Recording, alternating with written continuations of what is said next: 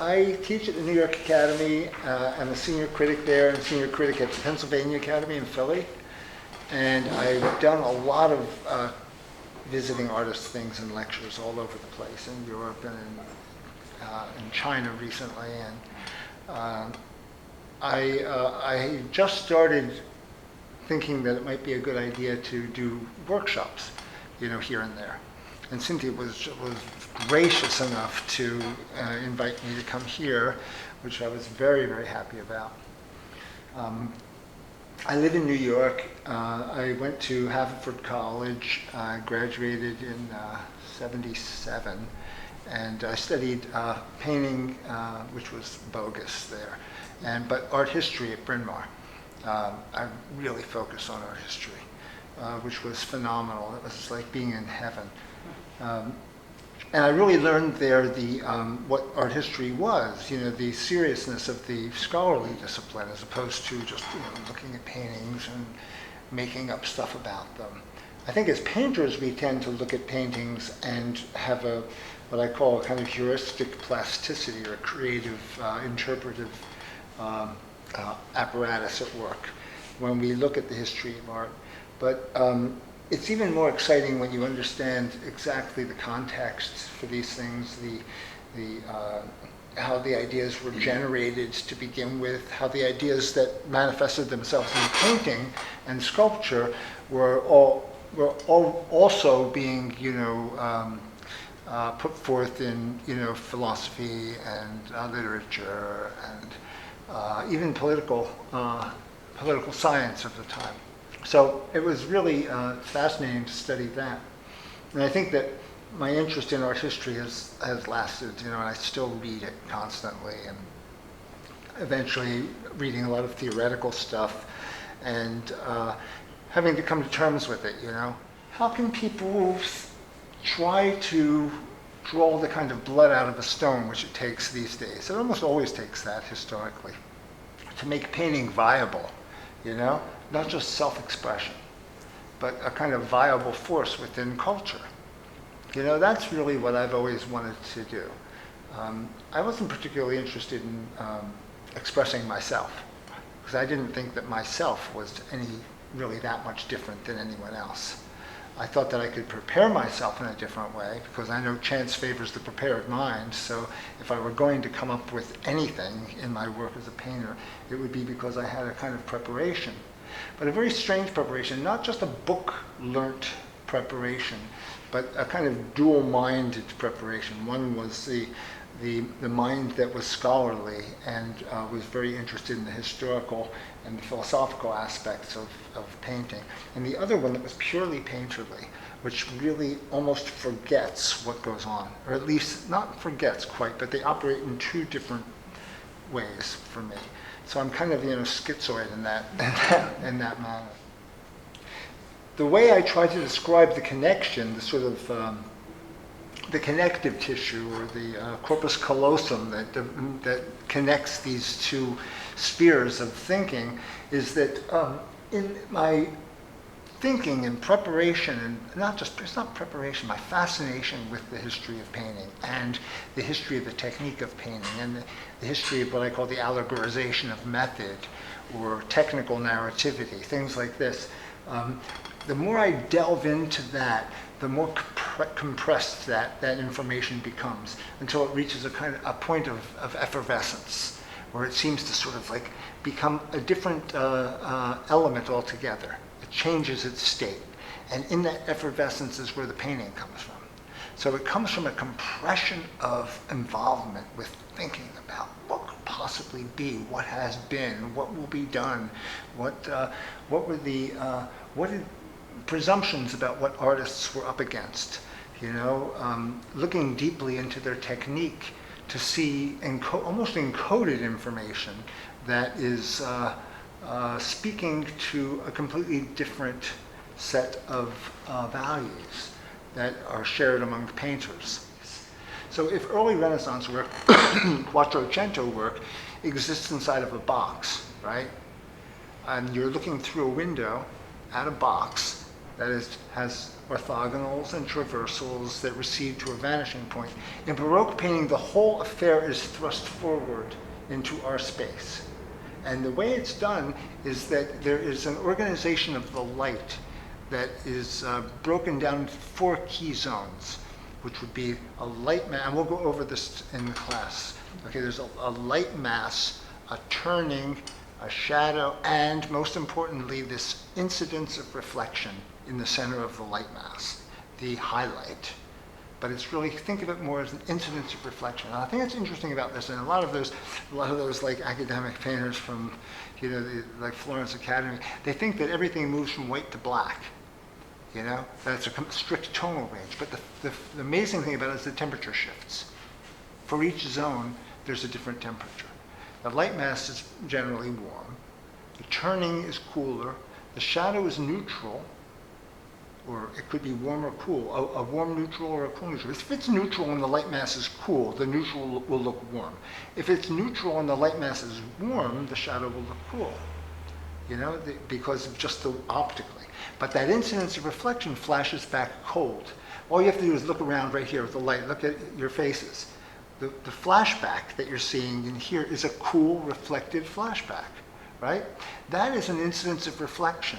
And the organization of that so that it strikes the form and then strikes the eye, that the geometry of that reflection is analogous to the vanishing point, because it privileges the one eye. If I move around like this, I see the reflection on your face moving around your face.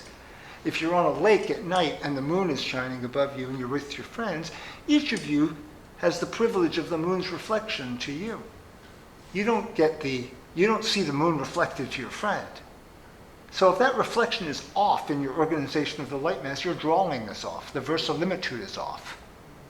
And it has to be cool and then warm and then cool and neutral. It's a checkerboard. So people will say, oh, they're in the flesh tones, there are these blues, that they're the veins underneath the blood. No, they're not the veins underneath the blood. That is the basis of this. The play of warms and cools off each other are directly related to these 4 key zones of illumination. Now I'm going to show you some of my paintings, which, after saying all that stuff, they're going to look like shit. But that's why we're here. Just an advisory. Advisory. If any of you are affected by the sight of shit. If you have a glaze, right, and then on top of it, and it's got a color to it, and on top of it you lay an opacity. Light hits the surface of the picture, goes through the glaze, and then comes back, but at a certain rate of speed. When it hits the opacity, it comes right back out. So there's a slight time difference in the return of the light to your eye, right? It's like, I don't know if you remember these like black velvet paintings that they used to have in gas stations. You could be like a mile away, you'd see Elvis and the Pope and Jesus, and and they say, Jesus, God, these things are like, they're like a mile away, but I see them, And embarrassingly enough, it's the same idea, and it's what Caravaggio's technique is predicated on to a large extent, is that an opacity will flash the light back faster than a transparency. In the case of the velvet, the light is absorbed by the black of the velvet, but it's reflected right back at you by that acrylic white that's slabbed onto the thing. So that time difference becomes very important, and the opacity seems to float atop of this transparency. And this is a very rough thing. I didn't even know what was happening when I did it, except, hey, that looks cool.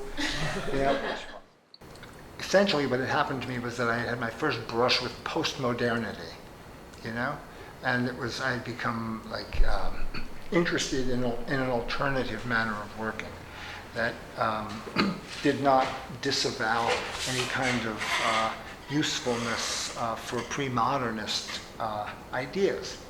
But I had no interest ever in turning the clock back. And I had every belief inside of me that anything that could be done now would be just a speck compared to the greatness of modernism. I still feel that way. I don't think that anything that's being done in postmodernity can hold a candle to the greatness of modernism. Modernism is just the most brilliant thing. I don't think we can pursue it I think that certain aspects of it we can definitely keep with us. But postmodernity is crap compared to what the greatness of modernism. It's such cynical stuff. Good technique is not a finicky sort of being able to control the materials in this way. That's fair technique. That's passable technique. But what is great technique when you're talking about someone like Michelangelo or Rubens or Rembrandt or Willem de Kooning or Max Beckmann or painters of this caliber? What is great technique?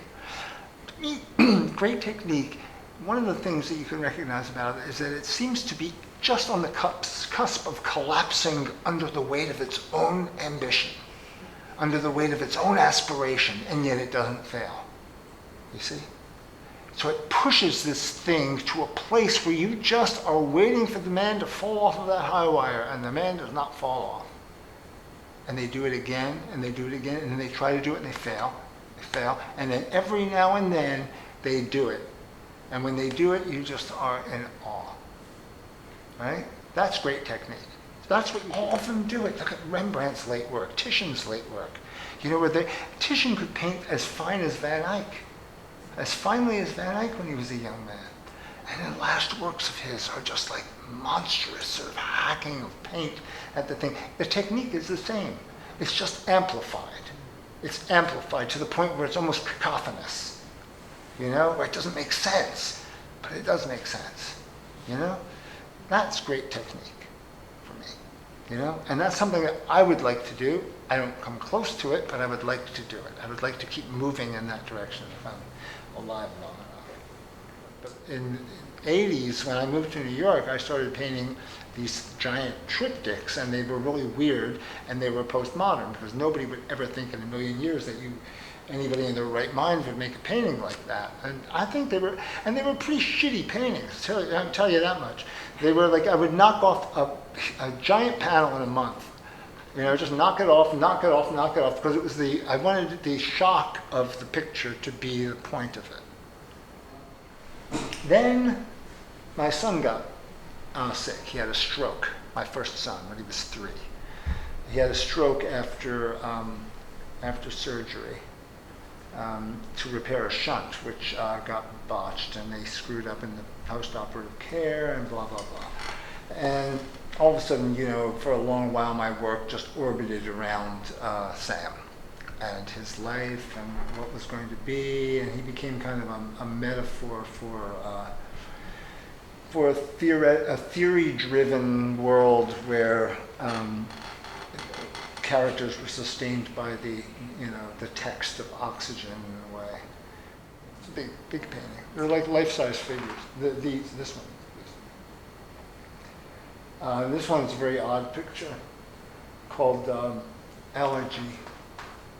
I called it Elegy because Sammy really liked Robert Motherwell at the time to push him in his wheelchair through the Met, and he could see the Motherwells because they were black, big heavy black pictures. So we would joke a lot. And Sam is right now. I thought Sam is like the greatest character you could ever imagine. He's like 28 now. And he lives with me, and he is just hilariously funny and full of life, never complains, always laughing. So, I am not painting him. A painter doesn't really paint things, they paint themselves. I'm painting myself, when I paint this. So now, this is the biggest painting I ever did. It's about 40 feet long, and I don't know how tall. It's like 9.5 feet tall. And it's called Quixote. And I just exhibited it in New York. I did it a while ago, but we had a show, and I did. It was a cool show. It was called The Big Picture, and it was Eric Fischel, Jenny Saville, Neil Rausch, and Mark Tansey, and I had these big paintings. It was a cool show. It was so cool. It was at the New York Academy, and mine was biggest.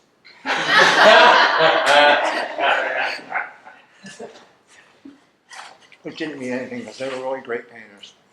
So anyway, these are details. This is the piano being shot up into the sky, like an apotheosis of silenced music in a sense.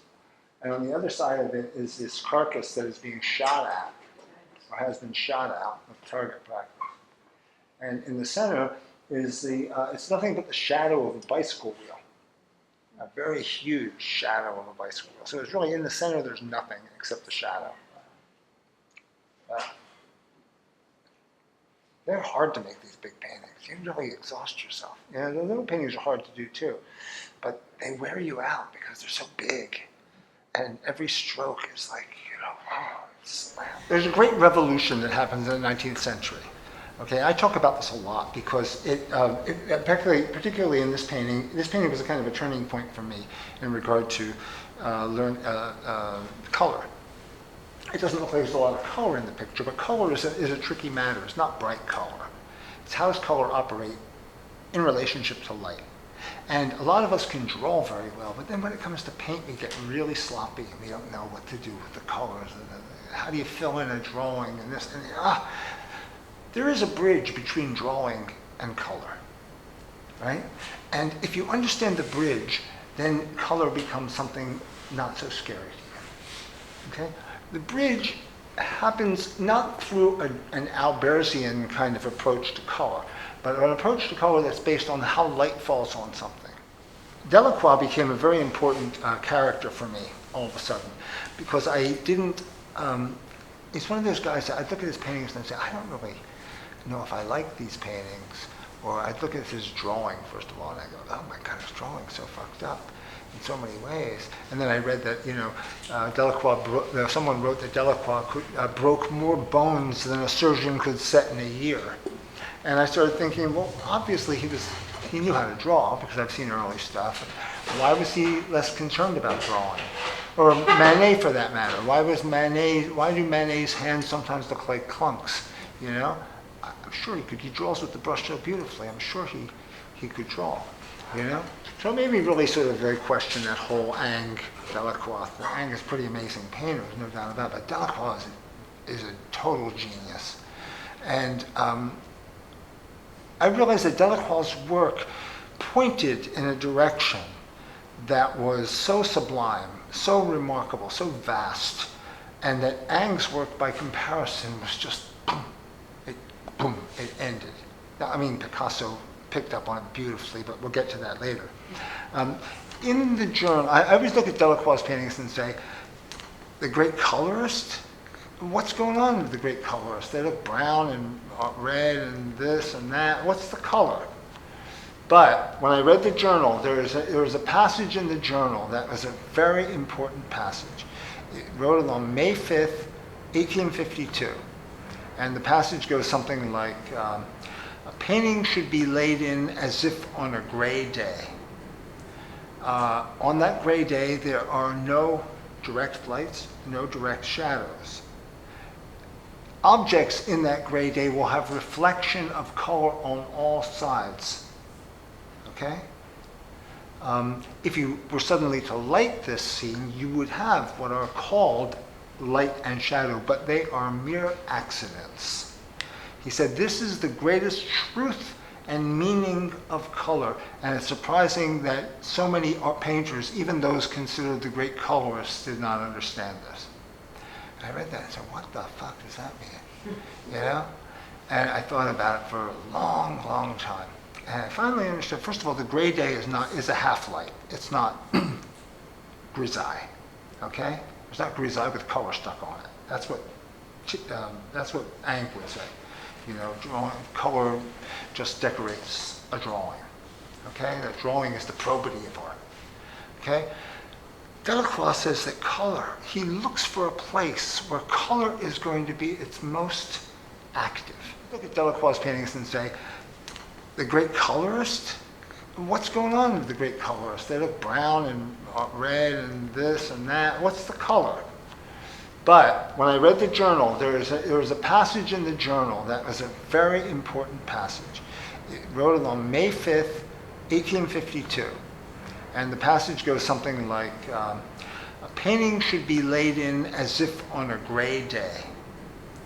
On that gray day, there are no direct lights, no direct shadows. Objects in that gray day will have reflection of color on all sides. Okay? If you were suddenly to light this scene, you would have what are called light and shadow, but they are mere accidents. He said, this is the greatest truth and meaning of color. And it's surprising that so many art painters, even those considered the great colorists, did not understand this. And I read that and said, what the fuck does that mean? You know? And I thought about it for a long, long time. And I finally understood, first of all, the gray day is a half light. It's not grisaille, okay? It's not grisaille with color stuck on it. That's what Ang would say. You know, color just decorates a drawing, okay? That drawing is the probity of art, okay? Delacroix says that color, he looks for a place where color is going to be its most active. Now, you know, the Romantics are famous for lashing themselves to masts and setting the boat out on the sea, or staring into ruins, or the moonlight, or creating monsters, as in Mary Shelley's Frankenstein. You know, all of these things in defiance of the Age of Enlightenment, of the sort of emphasis placed on the empirical, on proof.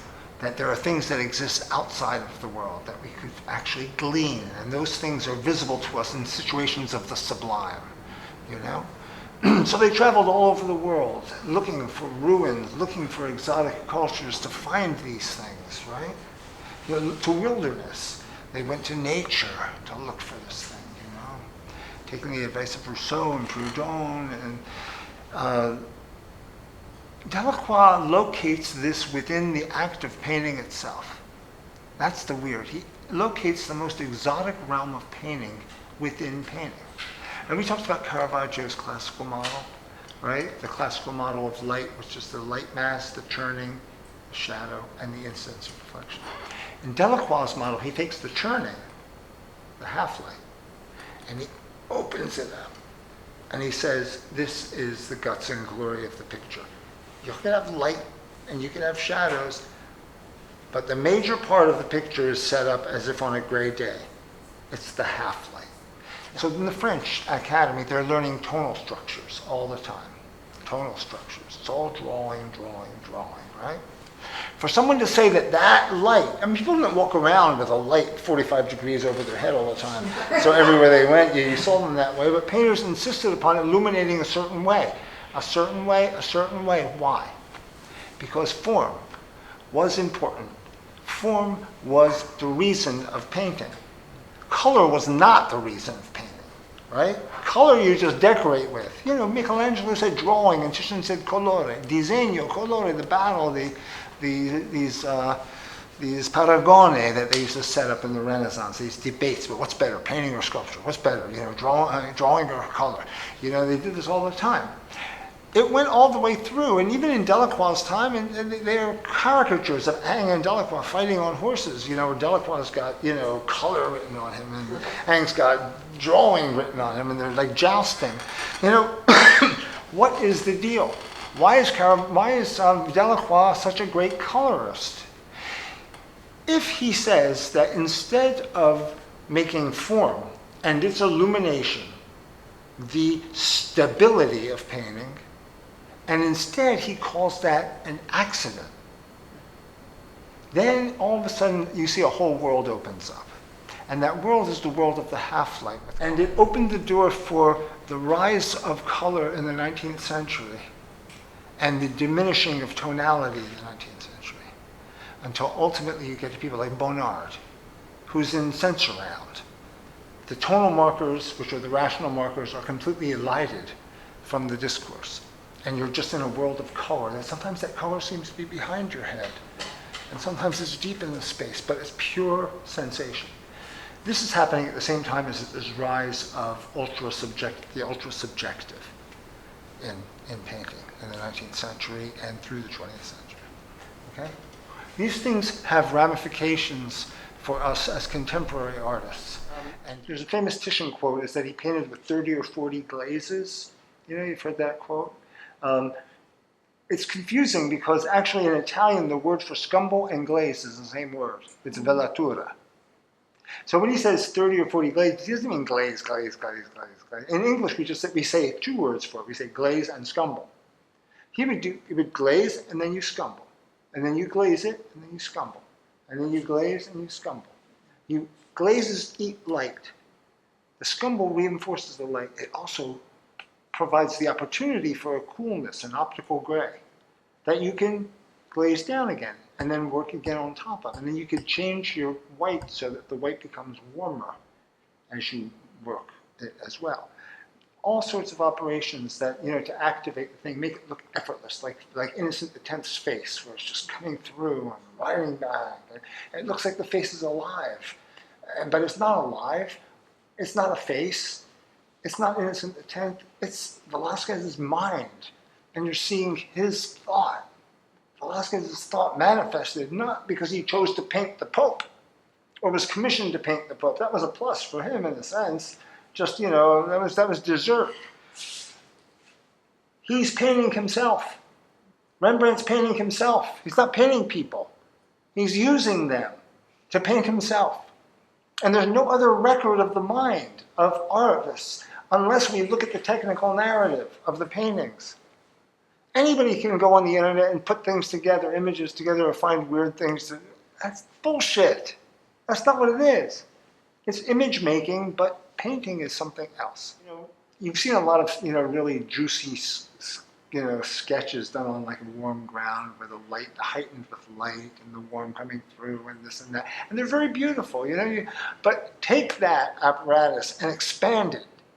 Make it huge. Not only that, understand what it represents pictorially in terms of the painter's intelligence. That scumble, that heightening with light, that organizing the light mass is the fruit of reason in painting, whose birth was when perspective was born, when drawing was born. And it later became analogized by Caravaggio in the incidence of reflection and the organization of the light mass. That later becomes sort of, takes on different kinds of properties. They become stand-ins for the reason of painters. And the undermining of that, the deconstruction of that by Delacroix becomes very important. So you get a better handle on that. If you're going to learn classical techniques for painting, recognize that they are of a particular mind. They come from a mind, a way of thinking. The question is, where did they go? How were they seen again?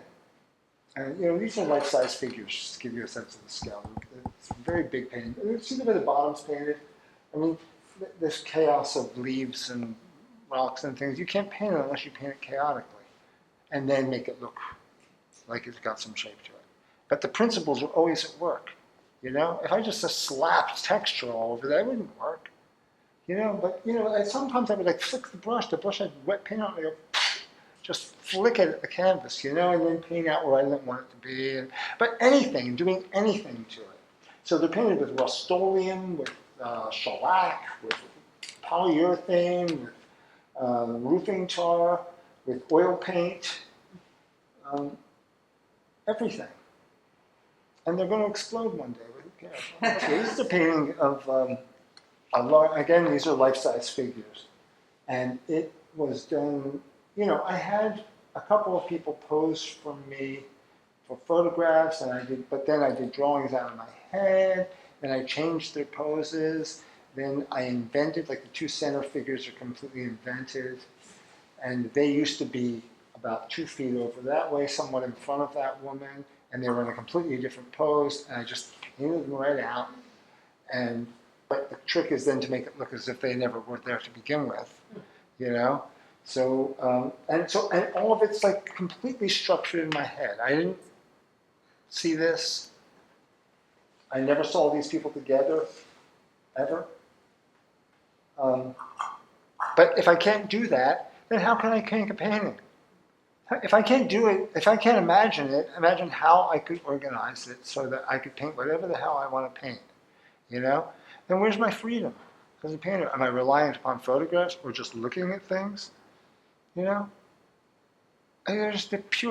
to be pure inventions. And if they're not pure inventions, they're not coming directly from that effervescence of all this information that's under such complete compression in our heads, You make the tools to fit the machine of your brain.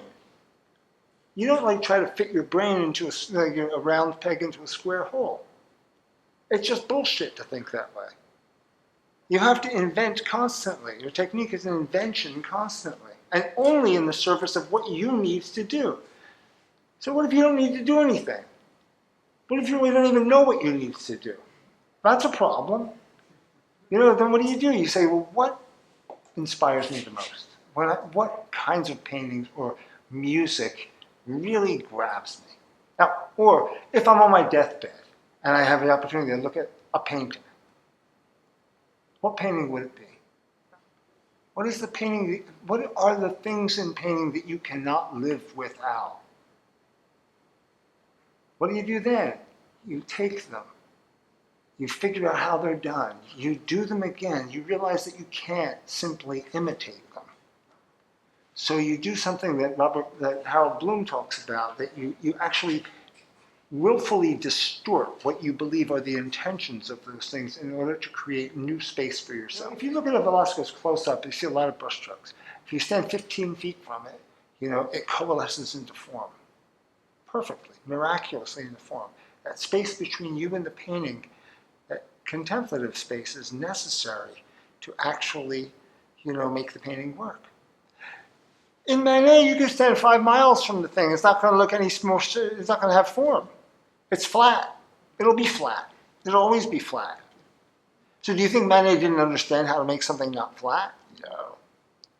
He made a conscious effort to take from Velasquez certain things, almost signifiers of painting, and then to reissue them in a new context, on a neutral field, in order to demonstrate what is the thing that he loves the most about painting, the thing he cannot live without in painting. He could live without form, and it's manifested by light, but he could not live without the bravado of that stroke. And these pictures were about materiality of form, the materiality of form. So I was thinking a lot of Courbet, and Courbet, as they say he's a realist in the sense that he will not paint an angel because he never sees an angel.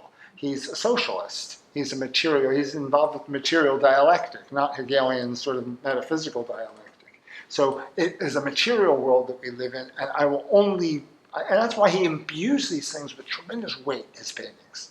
That's why they have that weight, because he's saying this is our material world. Don't give me any of that hocus pocus shit. We're socialists. This is the new world. Now, as painters, we have been, brought to the point where we feel that we have to justify everything. We have to look at nature.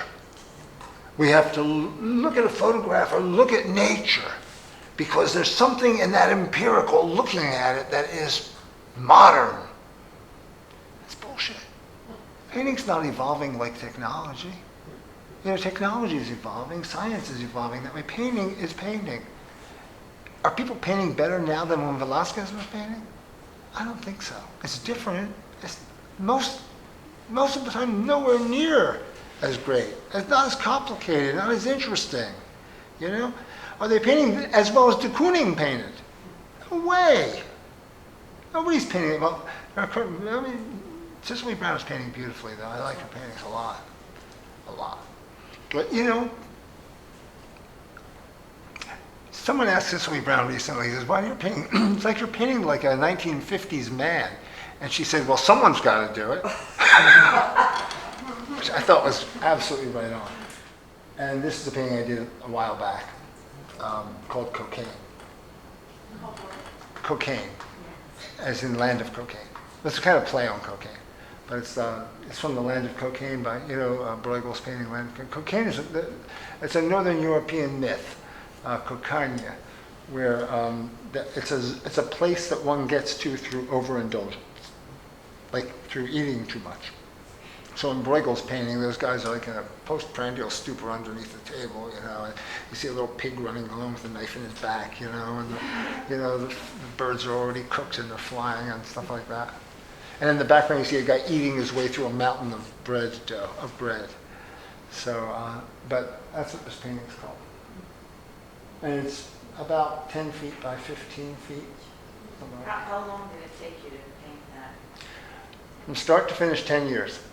Wow. But I did it, but that's the way the myth goes. In fact, there was a big article in the New York Times called 10-Year History in Art. They reproduced it in color. It was really cool. And, but actually I started it 10 years before I finished it, but it sat in my studio for 8 years because I didn't know how to paint it.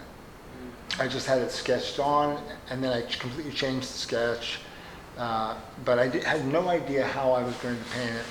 So I had to paint for like 8 years and figure out some stuff, and then eventually I felt ready to do it, and I did it, and I worked for like 2 years straight. Do you have trouble sustaining interest on something that complicated and?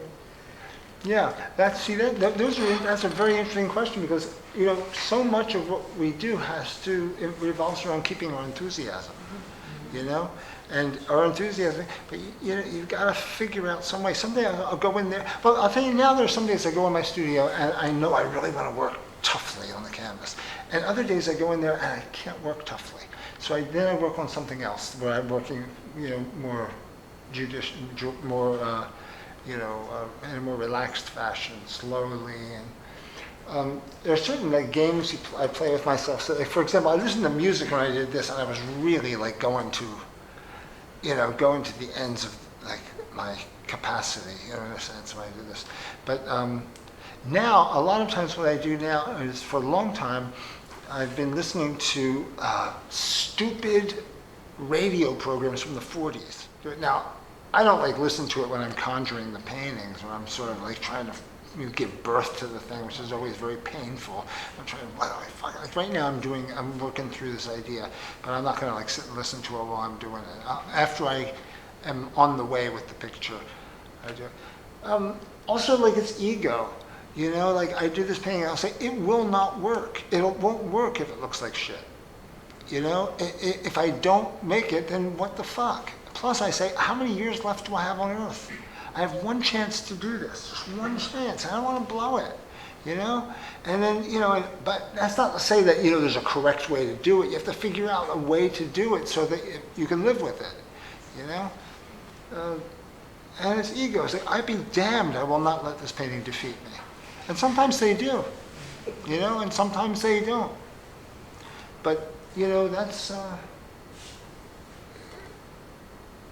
You have to have a screw loose. I mean, basically, it's really nuts. It's basically nuts. It's being, nuts. It's like dreaming while awake, and at the same time being completely conscious of your dreaming.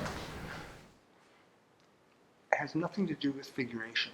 It has nothing to do with representation. It has nothing to do with classical approaches. Nothing to do with that. It has to do with what is possible within painting. All painting, of all kinds.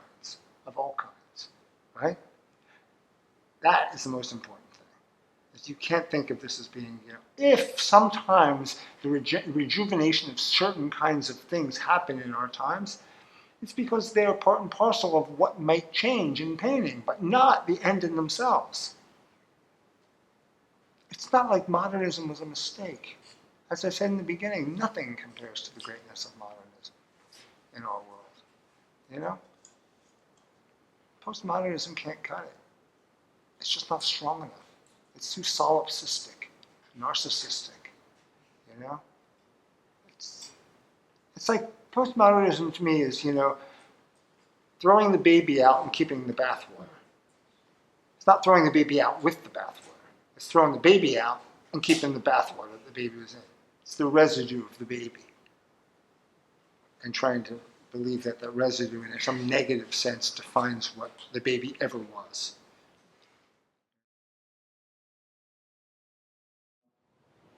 What they've determined is that these artists, especially probably Titian, Rubens, and Velázquez, probably Rembrandt as well, used ground calcite into their oil, or ground glass. Very, very fine pulverized glass. And they mixed it with the linseed oil so that it became a kind of paste. A very thin paste. I mean, a paste that was malleable, but had a thickness to it. And they found in the analysis of Velázquez's paintings that he used copious amounts of calcite in his paintings. which he probably got from Rubens when Rubens visited Spain, and which Rubens probably got from the Venetians. You know? So, and Rembrandt probably used it too. Sometimes if you look at a Rembrandt, you see the buildup. It's not just a buildup of paint, paint, paint, paint. It's their layers that are, with a real attention to putting a layer on top of another layer that causes a kind of dynamic shift in the effect. It's simply pulling a semi-opaque over the darks. Think of the expression encapsulating the darks. So what you're describing is like when you put the lights on the thing and then you leave the hole where the ground is. It always looks like the form goes like this and then it just drops off. Or then you start filling it in and you've lost this sort of very fine skin that's continuous from the light through the turning into the shadow. And that's the thing that's where the trickery of it comes in, because you want to be able to keep the lights with an opacity and then observe the feathering of the light with your finger like this. So they said Titian painted with his fingers, a lot, is that's exactly what he's doing. He's thinning the light with his finger so that it becomes this optical gray scumble. And then what you have next to it is the ground color, so you have to then place a semi-opaque color very finely over the shadow, over the ground color, so that it looks like a continuous form, right? In order to do this properly, it's really good to always have in mind the idea that there are temperature shifts all the time. But the temperature shifts are very, very logical. You don't just go from, if you're painting the light mass, for example, and you're putting a warmth to it, very light, with a bit of warmth in it, okay? And then you do the turning, okay? And then you do the shadow, and then you hit the highlight with the incidence of reflection. Each one of those has a discrete individual temperature, and they have to be that way. Otherwise, it's going to look like slop. This actually is something that holds you in check when you're making these decisions. You're going to Joe Pro it and knock that thing off in a half hour, and you say, "Look what I did this in 15 minutes." So what? You can teach a monkey to do it, really. The whole thought of painting takes place in the slowing down of that process, and actually the anticipation of what can be done to the surface of the picture in terms of its color. So you want to actually prepare. At every stage, you're preparing the picture for further painting. The point of painting is that the image is made in a particular way, and it produces sensation, not just a sign. It's not just a sign. This is why the understanding of paintings in semiological terms is completely is useless. Because at every turn, painters are wily, and they're undermining the whole capacity for people to understand how they got there. The painters would keep their method secret because because of competition, but also because they're pursuing these enigmas, these mysteries, and the painting should have this strange enigmatic character that you can't get to the bottom of when it's done. If you get to the bottom of it very quickly, which is what a lot of critical thought would like to do, categorize it and see an ad mergem as the same as my paintings, or see anything done with any kind of representation as being just a throwback to pre-20th century work.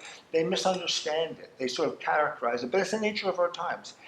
We have emblematic of awesome music in movies. You hear this sort of strange chorus that's singing something that sounds like it's in Latin. And it goes and it sort of gets you all stirred up, and it's the same goddamn thing. And what language are they speaking? They're not speaking anything. It's all mechanically done. It's all done on the computer, but it's always there. Everything is made of prefabricated materials. It's like in building, you want to build a wall that's 13 feet tall. All of a sudden they start to freak out. Well, the sheets come in 4 by 8, so wouldn't you rather have an 8-foot ceiling? No, I really want a 13-foot ceiling, and then they've got to go through the process. Or buy lumber, or buy anything. It's all prefabricated. So you have to build, unless you're paying extra money, you've got to build according to how big the materials are, the dimensions of the materials. And ideas in our time are very much like that. Everything seems to be constructed of prefabricated ideas. Oil painting happened, before the Renaissance with Van Eyck brothers, and they were stained glass papers, And so it occurred to them that if stained glass works so brilliantly with light passing through the window, what if you were to do painting where you're glazing the color on top of a lighter ground, and you, instead of painting it opaquely as they would do with tempera, you paint it transparency, a fine transparency over a lighter ground so that the light seems to be shining through the ground. Not just from the ground, from the whites that you put on the picture where you want them to be. Colors in the picture. There are two kinds of color in the picture, in a painting. There's local color and there's the chroma of the picture. The local colors are totally dependent upon the chromatic structure of the picture. The chromatic structure is dictated by the temperature of light. So you have a scene, right? And there is a warmish light falling into the scene, or a coolish light. There's a light with a temperature. You don't have to exactly know the temperature of it, but you say it's warm or cool, basically, or rather neutral, okay? So you've got a warm light coming into the scene.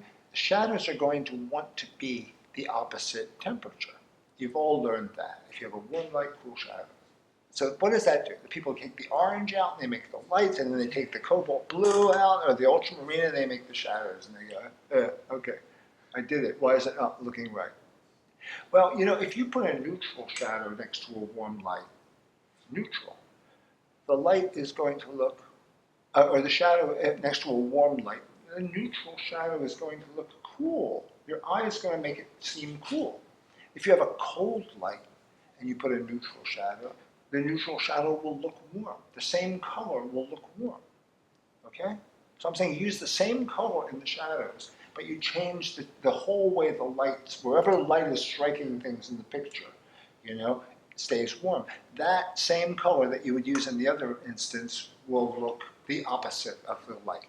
Well, it's really great news to know that if you use one temperature in the light and you make the shadows neutral, you don't have to do fancy mixing of the paint in the beginning of your picture when you're establishing the sort of the underpainting. Okay? You can keep the shadows. Simple enough so that you can focus on your modeling and your drawing. Okay? However, there must be an apparent temperature shift between the light and the shadow. It just can't be the same color that you're using in the light darker. Okay, so whenever you add white to a color, what happens? It gets cooler. Right, so if you want to maintain sort of a brilliance to your lights at a certain point in the picture, and you know that the light has to be warmer, you have to not use white to mix with your. You have to use white, but you can't use.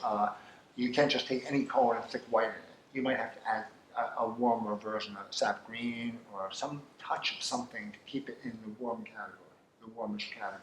One of the goals is to try to keep your drawing in control as much as you can as you're painting it. Okay?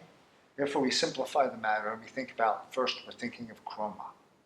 Chroma, temperature of the light, temperature of the shadow. Keep the shadows neutral. All right? Let turnings be cool by doing an optical gray. I'll show you that. Okay? Instance of reflection flashing back even bolder on top of the surface of the warm light ground. Okay? Very simple operation. If you just want to use a limited palette, they say, think about white. Think about a kind of warm color that you can a warmish color you can mix with the white. Think about a neutral shadow, maybe a burnt umber, a raw umber with some white in it. On your palette, you should always have a warm and a cool version of every color. Okay, so it's not just red, yellow, like that. You have a warm red and a cool red. You have a warm blue and a cool blue. You have a warm green and a cool green. A warm yellow and a cool yellow. Like a lemon yellow would be cooler than a cadmium, and then warmer than that would be then the cadmium would be like a raw sienna, or like yellow ochre, right? If you have like a warm red, it would be like, transparent red oxide or burnt sienna. And then a cooler red would be cadmium red, and then a cooler red would be like an alizarin or a lake, right?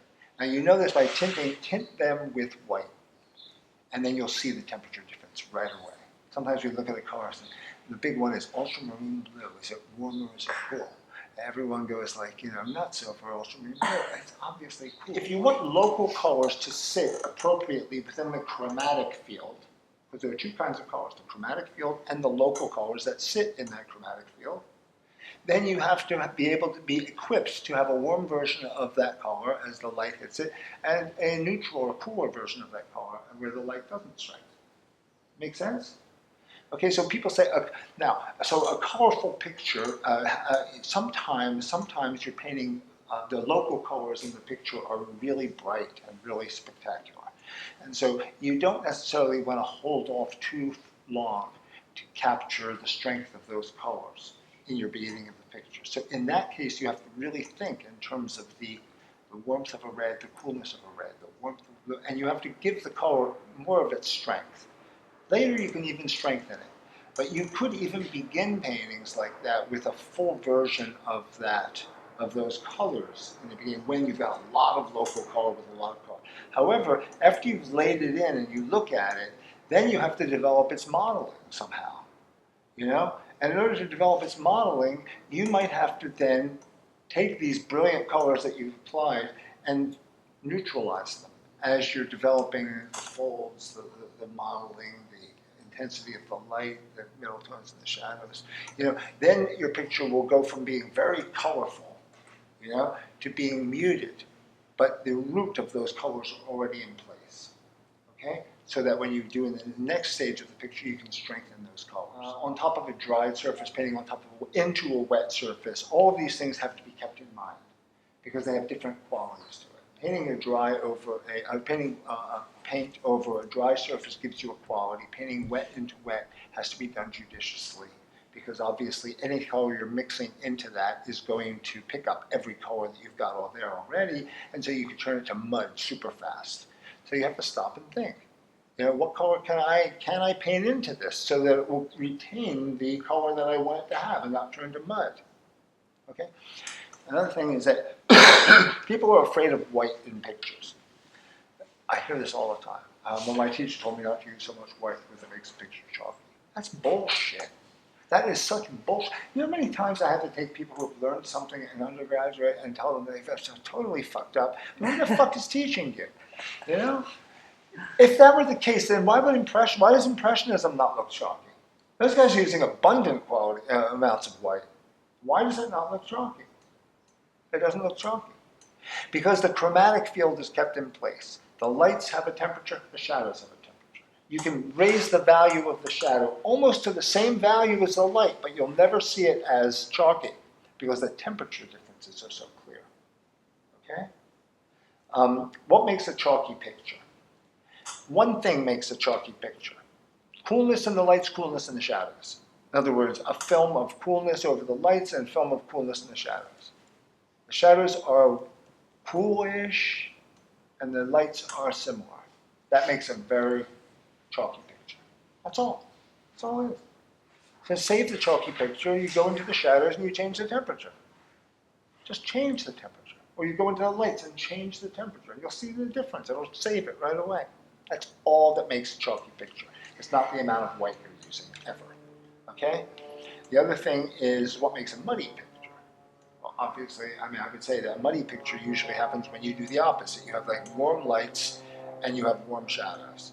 I mean, warm and warm. The same character of the temperature of the light is similar to the character of the shadow. That gives you a kind of muddy-ish picture. So wonderful pictures that are really wonderful to look like have a beautiful control over the warms and the coolnesses in the picture, beginning with the chromatic event, not with local colors. At every stage of the picture, you want to maintain that enthusiasm for it. Like even I won't leave the room unless it's just such a big thing that I've done wrong before I do something to it that sort of rectifies it before I go to sleep at night. Otherwise, I can't sleep at all. I'll wake up and come downstairs and go, oh God, I can't believe this. So to rectify the picture, you want to sort of take it back a little bit so that it will again in the next day be prepared to work on with excitement and enthusiasm. So much of painting and the excitement of moving the picture through is correction. It's like, I fucked that up. I know what I'm going to do now. I'm going to correct that today. Or I'm going to change that today. And that's how a picture evolves. Another thing that's very important is that the illusion, whether you're an abstract painter or you're a figurative painter or any kind of painter, the illusion has to remain in front of you. You have to keep pursuing the illusion. And anything you do that undermines the development of that illusion has to be taken very, very cautiously. Because you either have to do it judiciously and say, well, with a judgment that says, well, I have to do this to it in order to bring it to the next stage. But if you do what most people do, is that they work on the picture, it's looking good, and then they mess it up. They try to fix it, and they mess it up more. And then they lose. Then they look at it and think, well, maybe it'll work. And then they go another way with it. You know, they've lost the sort of, kind of founding image of the picture that should, be holding in their heads. They're not really attuned to accidents, because that's the other thing. You have to be attuned to accidents and some unexpected things that the paint will do, but you have to be prepared in order to be able to capitalize on them, right? If you're doing it and you just start wandering down the wrong, a place where it's no longer anything that you wanted and it's not looking right and you're losing your enthusiasm for it, you stop and you take it off and you get back to where that enthusiasm was, okay?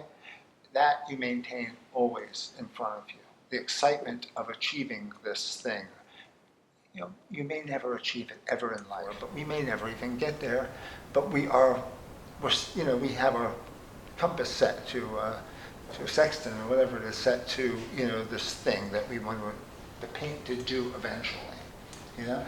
If you work with great intensity to try to achieve this, the picture is going to have a residual quality of that pursuit. And it'll be understandable.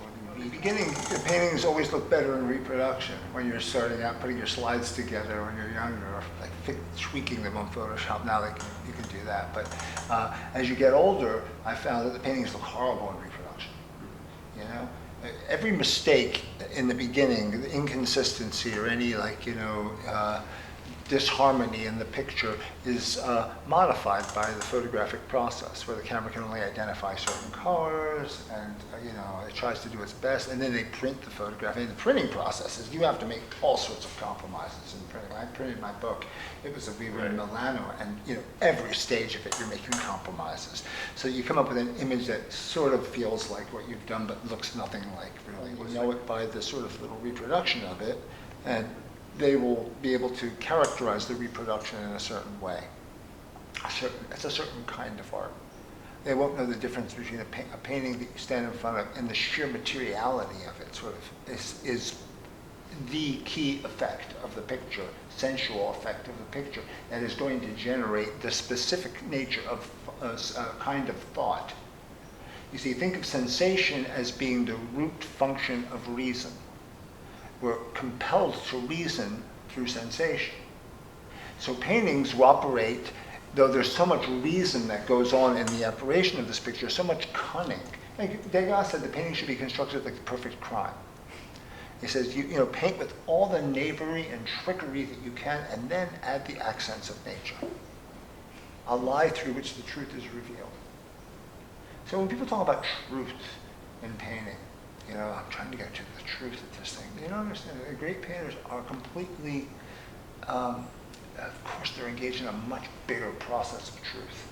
But in order to make these artifices that we're talking about, these artifices that promote, that engender a sensual response that is going to be the root of reason, they have to do it with tremendous cunning. I said once that a number of times people have asked me about how emotional my pictures are. I say I paint them with ice water in my veins. I have to, because if I emote all over the canvas, I'm going to come up with slop. For myself was that, in any time period, there are legions of artists who are doing exactly what the times calls for. They're giving people the art that they really think is what the times are about. But the greatest artists in those times are actually not. The greatest artists are almost turning their backs on the times. And oddly, ironically, they become emblematic of the times, Because by turning their backs on this sort of quotidian sort of manner of thinking of the times, they actually are in a better position to see it with greater clarity. And finally, the only sculptor was Rodin, who ever really could approach what Michelangelo was suggesting. And these great artists suggest possibilities, They don't answer the question ever. They suggest the possibilities for the future. A Joe Pro will give you the answer. you know. A lot of paintings that are very much, very controlled, very like, oh, here's the product, they give you the answer. But my favorite painters are the painters who just suggest the answer, like Delacroix, like Manet, like Rembrandt in his later work, Picasso, always suggesting what can be, but never giving you the answer because they know that there is no answer. Two stages to my underpaintings. The first, when I do an underpainting, I do a chromatic grisaille. I do an underpainting that's fully opaque. Opaque in the lights, opaque in the shadows, temperature difference, all done directly, right? But I keep everything lighter than it's going to be. I don't go to the full extension, the full expression of the color at all. After I do this opaque underpainting, okay? I let it dry. This is schematic again, all right? This is not the process I use all the time by any means, but this is a particular process. I will let it dry completely, then I'll pour a glaze over the entire thing, one color, usually a warmish color, okay? And I let that dry completely. Now what have I done? I've made a roadmap underneath for myself that tells me exactly where things turn, where the lightest lights are, where the secondary lights are, tertiary lights are, where the shadows are, things like that, where the reflections are, incidents of reflections, something. It's all there, done opaquely in the underpainting and light. Okay? If you take a red and you put it on a white canvas, it's red. If you take red and put it on a black canvas, or you put it on a dark canvas, it doesn't look so. So you want to keep your underpaintings light, because when you work with color on top of it, you want to maintain the brilliance, okay, of the color, also the brilliance of the inner line of the picture, So I take this thing and I let it dry, and then I pour the glaze over the whole thing. At this stage of the picture, I begin the second part of what the underpainting is for me, and that's when I start to pay close attention to this thing, to opacity and transparency. Opacity, transparency, and the optical gray so you're always in your mind, so the basic concept is that the environment is going to find its way into the shadows and the half-light. Okay? When they talked about open form painting as the closed form painting, right? For those expressions, right? Where does form open up in its most natural way? It opens up in the shadow and the half-light. It doesn't open up in the opacity of the light. You can have it sort of sketchy. But the real opening happens in the shadows, the shadows and the shadows, basically, where the background is spilling right into the form. You see it in Rubens all the time, right? Always keep that in mind, is that the shadows and the shadows are going to be a reflection of the environment. And even if you modify them, you have to modify the background, Or if you modify the background, you have to modify them. Think of it as, if you think of it in political terms, think of light as a domineering totalitarian force that sort of puts its sort of law over where it strikes. Now, before the totalitarian force came into being, the region was filled with all different kind of indigenous peoples, and they sort of, their customs reflected into other customs like that. The minute the Roman Empire comes in and shines its sort of the power of the law of Caesar on this form, where the light strikes that form, that zone, that political area, it has to conform to the law of Caesar. So where do the insurgents go? And where do these sort of, they crowd to the ghetto of the shadow, right? And there they sort of compete with each other for appropriateness according to the law of Caesar. But they're living in the shadows and the half-lights, right? Okay? So you see that. Then the rebellion against the light, the rebellion against the law of Caesar is when they shift the whole geography or the whole plane of the thing so that the light cannot strike it directly, and then they're free to reflect everything else again. So you put it in those terms, it not only helps you remember it, but it also actually is a description of the totalitarian aspect of the prison of tonality. But you see, the big revolution happened in the 60s with the big social revolutions that were going on in schools and colleges. You know, in the 60s, remember, they were taking over colleges, and there were armed militants who were storming the campuses, and in Paris there were these riots and all this stuff. That's when post-structuralism took off. That's when the postmodern world, post-modernity in art took off. That's where you see pop art, for example, which is postmodern, as opposed to the abstract expressionists, which was strictly modernist, right? That changed the world at that point. So within philosophy and things, there were rebellions within philosophy where they took the totemic structures of structuralism and they inverted them. They deconstructed them with Foucault and with Derrida especially, you know, and they actually, you know, said, and that's when you see the beginnings of all these different critical disciplines like feminist theory, queer theory, psychoanalytic theories, Marxist theory, you know, readings of cultural things through the lens of these different groups that had been marginalized or excluded from representation within the system. You see it happening in this art, but we don't look carefully at art, inventively at art, creatively about art. We'll never see these things. But obviously we know when we're in our studios working, there's so many things happening in our brains. I'm not talking about, did I feed the cat?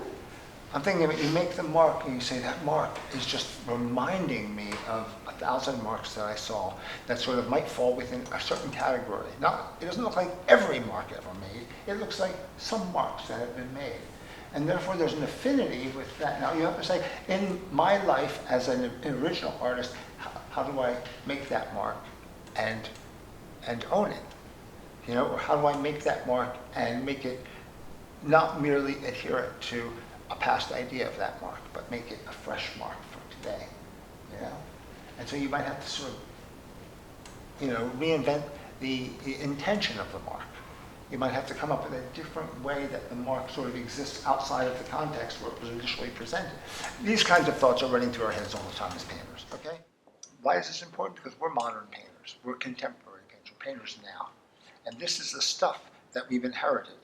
So when we look at art, we have to understand if we're going to critique it in any way, if we're going to pose our position, a position, if you choose to do this, a position that is antagonistic to or in opposition to prevailing academic modes, you have to really understand where those things came from. You know? It'll help you to make the decision of the mark. It'll help you to say, come up with the founding perception of the picture. You know, you say, I want it to be this way, and I'm going to take this thing, and it's not going to be the internal narrative of the picture so much, it's going to be the fact that history of art is a narrative.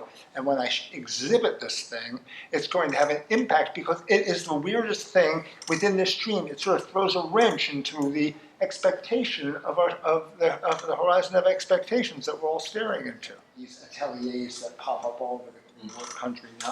I'm going to go to Seattle to study the atelier there. I learn the old master techniques. You know, every time you make a mark on a canvas, right, you commit to something. And so you have to realize that you are committing to something that hopefully will be open-ended and will be that thing that lives perpetually, creates that perpetual present tense of being. But every decision you make is a room that you're building around yourself, you know? You can imprison yourself in that room. You can build a prison around you. Or you can build an observatory around you. And that's the difference. A great painting builds an observatory around you from which you can see many things. It doesn't imprison you within a kind of locked, rote, aesthetic, you know, dismal aesthetic, you know, trap.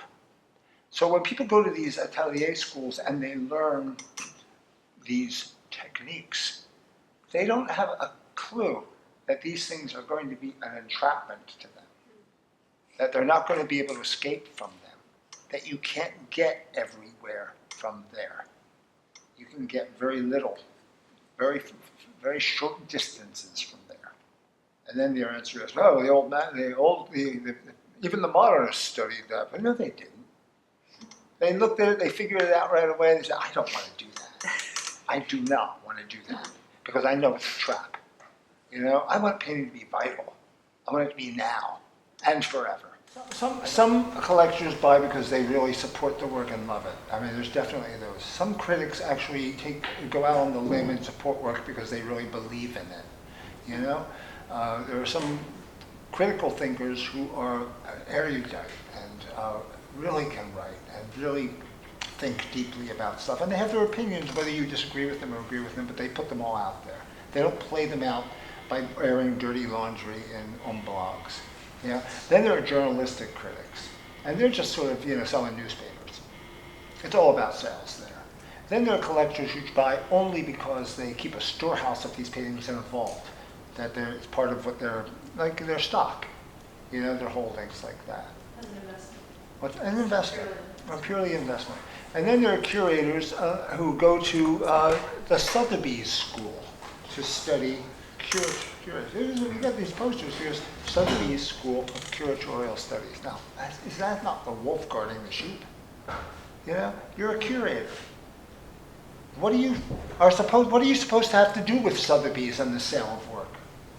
You're supposed to be independent thinker about what is going on. But they're all in cahoots, This is not my thinking. We've thought this, a lot of us have thought this for years, 2 decades. You have people like Frank Lloyd, who founded Marlborough, who are like the architects of the new modern global art world, where you're buying paintings paintings are being bought and sold for millions of dollars. Of course, off the bat, Frank Lloyd, they decided that they were going to, Rothko killed himself, and they had all these Rothko paintings, some of them that were signed over to the children, the Rothko children. And they were selling them, but they were selling them at ridiculously low prices, considering that the guy had just died, right? And he was very prominent. The family questioned, why are you selling these pictures for so little? Of course, getting their commission on the paintings from the gallery, but they weren't selling them at the price that they should have gone for. It turned out that Marlborough had people buying the paintings back for them. They were selling them to people that they knew, so that they would still own the paintings, like giving them the money and saying, buy this painting. No, because they knew that Rothko was a genius, and he was a great painter, a really great painter. A genius, I don't know, but he was a great painter. And they knew that these paintings were going to cost a lot of money someday, but if they could get them for cheaply, they were going to really make a killing later. And the kids found out about it, the family found out about it, and there was this massive lawsuit against Marlborough Gallery. This is what tarnished the reputation of Marlborough for decades afterwards. And the daughter, I know the daughter was at Johns Hopkins Medical School at the time when my brother was at Johns Hopkins Medical School, so he knew her. And she'd be going back and forth to New York for this trial. Then the judge ruled in favor of the family, and they exiled Frank Lloyd from doing business ever in America again. So he turned the gallery over to his son, Gilbert, in London, and to his nephew, Pierre, who runs Marlborough in New York. Now, Pierre is a remarkable businessman, and I have a lot of respect for him. But he's part of that group, the whole group. But he's not a crook. He's not at all. As far as I can tell, he's very, very honest. And he actually brought the gallery back to life again, because it was so discredited at that point. Not that other people weren't doing this. Of course, everyone was doing this, and they're still doing it. I paint to enlighten myself, not because I'm going to enlighten someone else. I don't communicate in painting. I don't think I can communicate better with a cell phone. My job is to go as deeply into what I could possibly get out of painting. And if other people get on board with it and like it, that's wonderful. But it's not my business. It's just not my business. It's and if they don't like it, it's not my business. I'm not going to change the way I work because I can sell them better. That's why I say in the studio it will take place.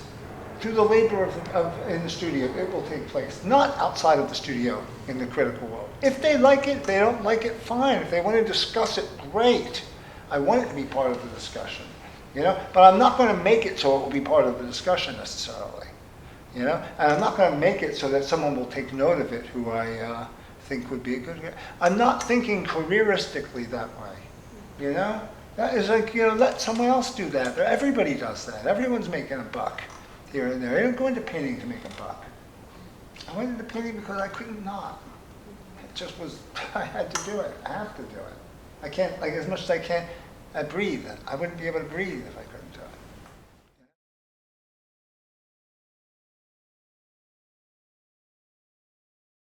if you don't like understand that the language brings the mind to places that are beyond the everyday existence, that language is capable of bringing us to thought, to possibilities, not just thought, like I had a very interesting thought the other day, to the exigence, the necessity, the absolute urgency of the possibility to continue as human beings, to continue as a species, to thrive, to try live longer so that we can try to address the issues that are problematic. Not a language that simply keeps us dumbed down in a world of security and privilege in America, for example, with no real concern, or the basis of that concern, which is the capacity to articulate a thought critically so that that thought could engender perhaps a motivation toward a solution. That's what's happened to painting. That's how we've been taught to paint. That's what the agendas of other people have taught us to, how to see ourselves. And where's the language of painting gone? It went out with people saying things like, that works, that doesn't work. Well, that's cool. Sometimes painting eludes the actual verbal, If we could say it, we wouldn't paint it, Stumbling over things in painting, it happens at every level of the painting. It happens on the last stages of the picture. You're still doing that, where you're dragging something over something that's a little darker and you're getting this iridescent, mysterious color. The stumble is sort of like harmonics in music, or overtones in music.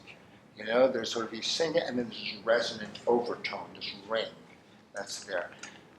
The thing that's cool about Scumble too is that you can take an earth palette, as I was showing you the other day. You can take just warm colors and you can move it into a cool register, right? The shift is also from earth colors to prismatic colors, so it can initiate into the whole palette the introduction of prismatic color, which is very exciting.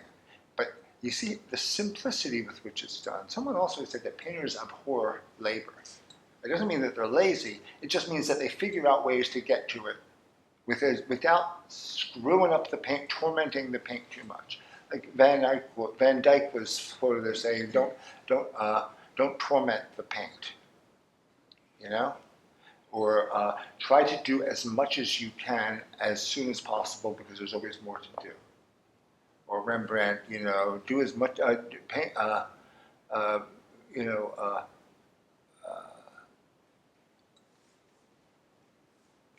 Paint the way you naturally paint. You're with your natural inclinations, and the questions will come on their own. Our job as artists is to create equipment for further work by other generations. It's not really to sort of express our place in this time, It's to create a realm of possibility with the work that may never get there, It's the same thing as Martin Luther King said, I may not get there with you, but I've seen the promised land, or like Moses, saying the whole idea, the myth, or if it's a myth, of that Moses sort of saw it but could never get there, that our lives are spent in helping to engender the fruit of subsequent generations. But painters, as I said yesterday, who actually are speaking an unanswered question,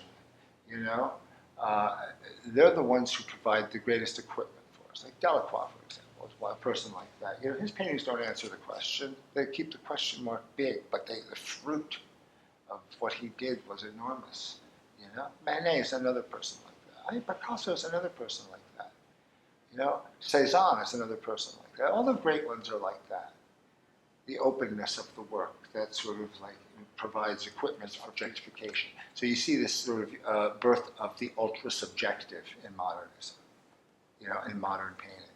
Things go and remember that I showed you this thing, as tonality is on the decline in the 19th century, and color is on the ascent.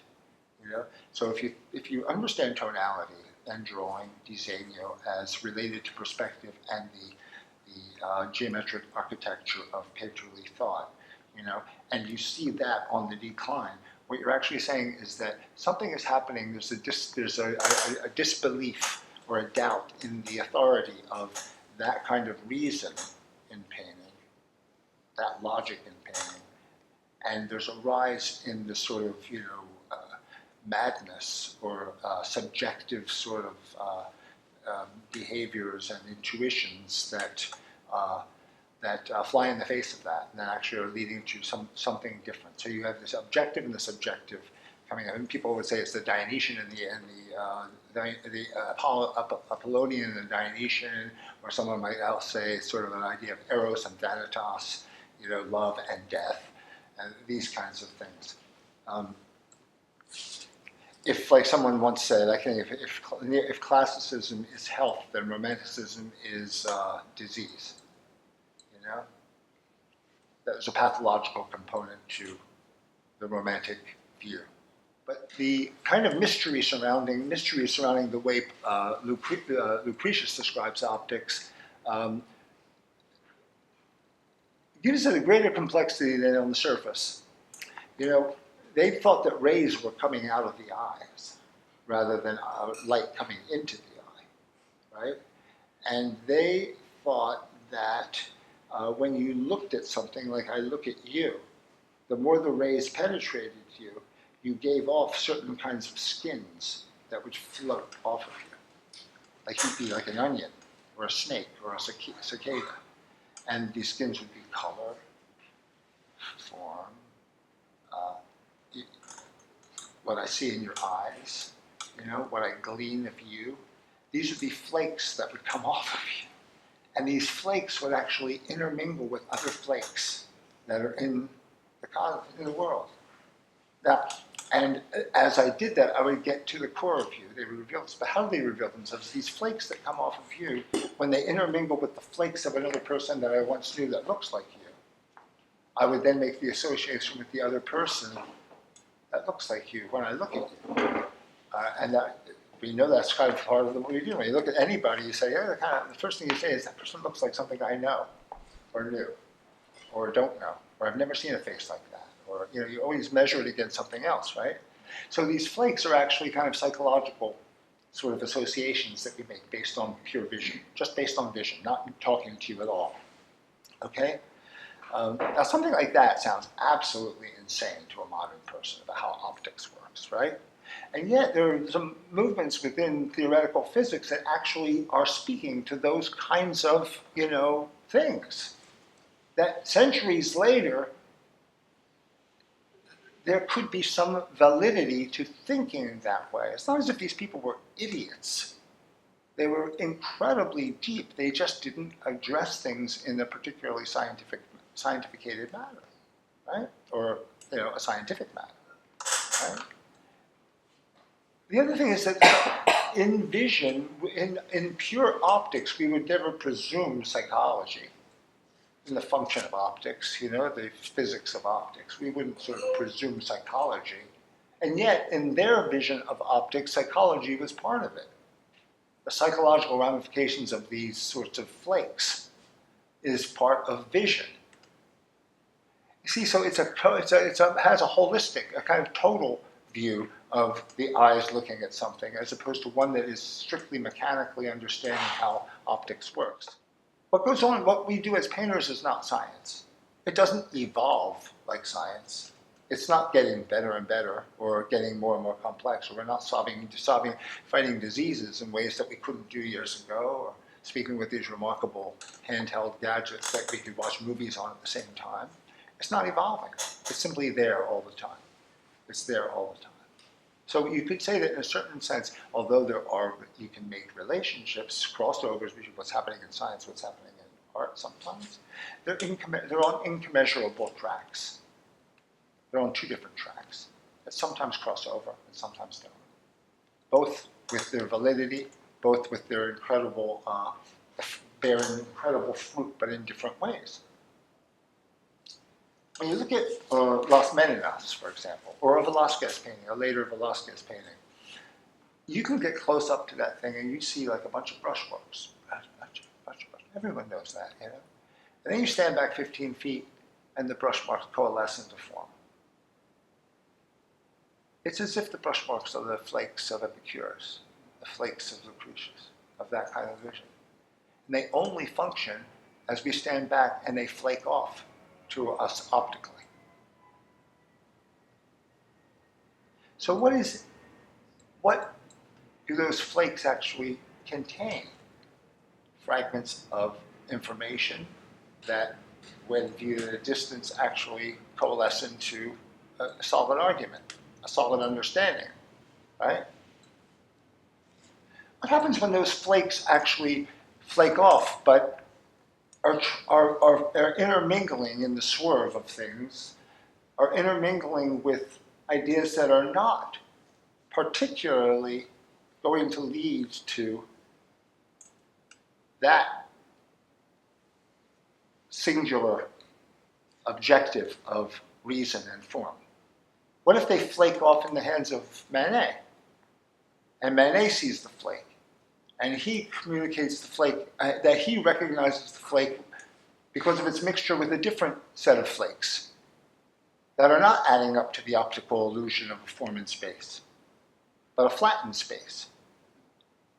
You see how a flake of stroke, a piece of technical narrativity, in the mind of another artist, can be made into a different kind of story than it was initially intended to be, in a sense. Is that in post-structuralism, I really feel that the audacity, the seeming audacity of artistic thought penetrated critical thought.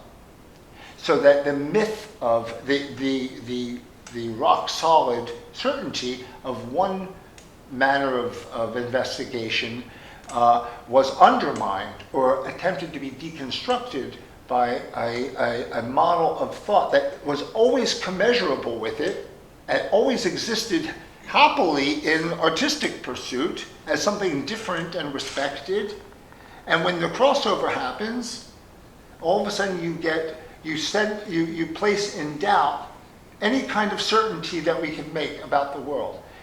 Incredibly dangerous. Today, I would say Delacroix would be doing the kinds of things that I'm talking about. I think that Delacroix would be painting, would be looking at the catastrophe of this sort of postmodern postmodern commercial,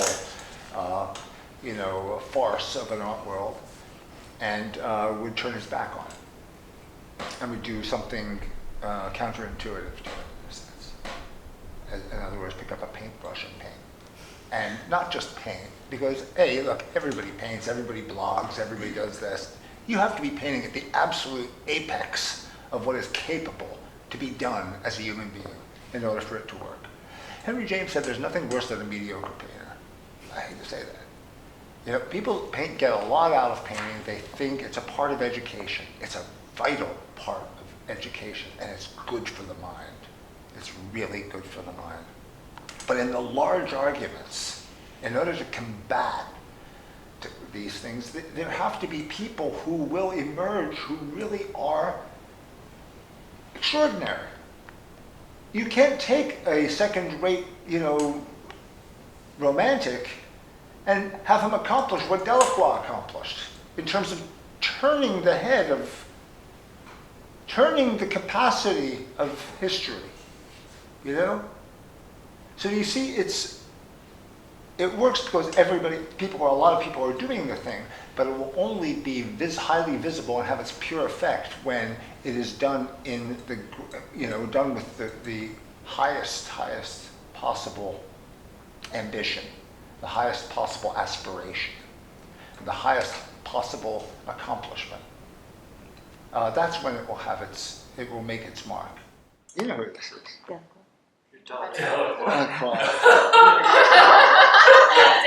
Paint, definitely paint. Now, yeah, they're asking these questions. I don't know how to answer. If you were alive today, what would you be painting? What material would you use? Okay. Roofing tar? Australia. Shellac. Okay. Held in what? You said get fucked. I'm saying this because we have to aspire to this. In all of our own ways, we have to aspire to this. That's what it means when you say I'm getting better. I'm growing. I'm learning things today that I never thought I could know. You know? Even someone like Ang said that. I'm doing things that I never thought I would ever do, or ever could do, or that nobody else can do, he would say it sometimes. And he was. But these guys aren't doing it because they're born with this, prodigies in painting are born with this absolute will to do it. You recognize, I've read somewhere that you recognize in an art prodigy this sort of like, this bizarre compulsion to do it. They cannot stop doing it. You know, no matter what, they can't stop doing it. And you see that in young people doing it. Of course, it's so complex and it involves so many things. Hand, eye, heart, mind, communication, all of these things are working in, as well as reason, as well as, you know, trying to understand so many different things at the same time. It's very complex, and so it takes longer for an artist, for a painter, I would say, to reach the point where they are actually operating in a meaningful way. You can teach a kid how to paint. I mean, I can teach a high school kid how to do a painting. It looks pretty good, you know, a Joe Pro painting. You could really teach them. That's not what being a painter is at all. That's like saying I can write a sentence, therefore I'm a novelist, you know, let alone a great novelist. But the idea of greatness and quality is discredited, just like history is all a fiction. History is a fiction, but it's a very, very carefully considered thing that is a matter of consensus. What happened yesterday? Well, 4 people were killed in a kosher deli in Paris. That's a fiction. You're making that up. No, they were killed. How do you know? People saw them getting killed. They saw their dead bodies. Who saw their dead bodies? I wasn't there. I didn't see their dead bodies. I don't think their dead bodies exist. Your history is a fiction. No, look, there were a lot of people who actually came together and saw this. They documented it. How do you know it wasn't faked? Holocaust. It didn't happen. Stuff like that. You know? You can So the minute you start saying history is a fiction, yes, it is a fiction, right? But it's a fiction that is agreed upon through consensus. And it's always subject to change. It's not written in stone. It's malleable. It will change. It will be adjusted, right? But if you throw it out because of some kind of knee-jerk revolutionary tendency, you fuck up big time. You invite ISIS into you invite, you know, Israel to say a land without a people without a land, and kick the Palestinians off the land. You invite all sorts of behavior that Goya actually indicated when he said the sleep of reason brings monsters. El sueño de razón produce monstruos. You know that famous engraving of the guy sleeping with the bats flying over his head? You know? Another thing to learn is that Goya was a man of the Enlightenment. We're talking about Romanticism and Delacroix, what he would do now. Goya is a man of the Enlightenment, right? Look at his early paintings. They're done in a kind of French manner, right? The guys on the seesaw. They're doing crazy things, you know, throwing this thing up in the air. They're delightful images that you might see decorated in a salon on the walls of France. And yet, it's Goya doing them, so there's something really sinister about it. Like, he wants to believe it. All of his heart, he's a man of reason. He's a Francophile. He wants to bring this kind of reason to the superstitious world of Spain, you know? And then the French attack Spain, and he watches this horrible bloodshed, back and forth. The Spaniards with their superstitions and this murdering the French and the French murdering the Spaniards, and all of a sudden his idea of an enlightened world with enlightened people starts to get, you know, what is really going on here. So you get the capriccios, and you get the horrors of war, and ultimately the Black Days, the great 3rd of May, you know? Preceded by the 2nd of May, which shows the Spaniards killing the French and the French mercenaries, the mercenaries. And then the 3rd of May is the Spanish being killed by the French. So it's really not just, oh, look, there's bad French. It's like we're just animals killing each other. We're just devouring each other, like Saturn devouring its children. Kubrick, you know Stanley Kubrick's film, right?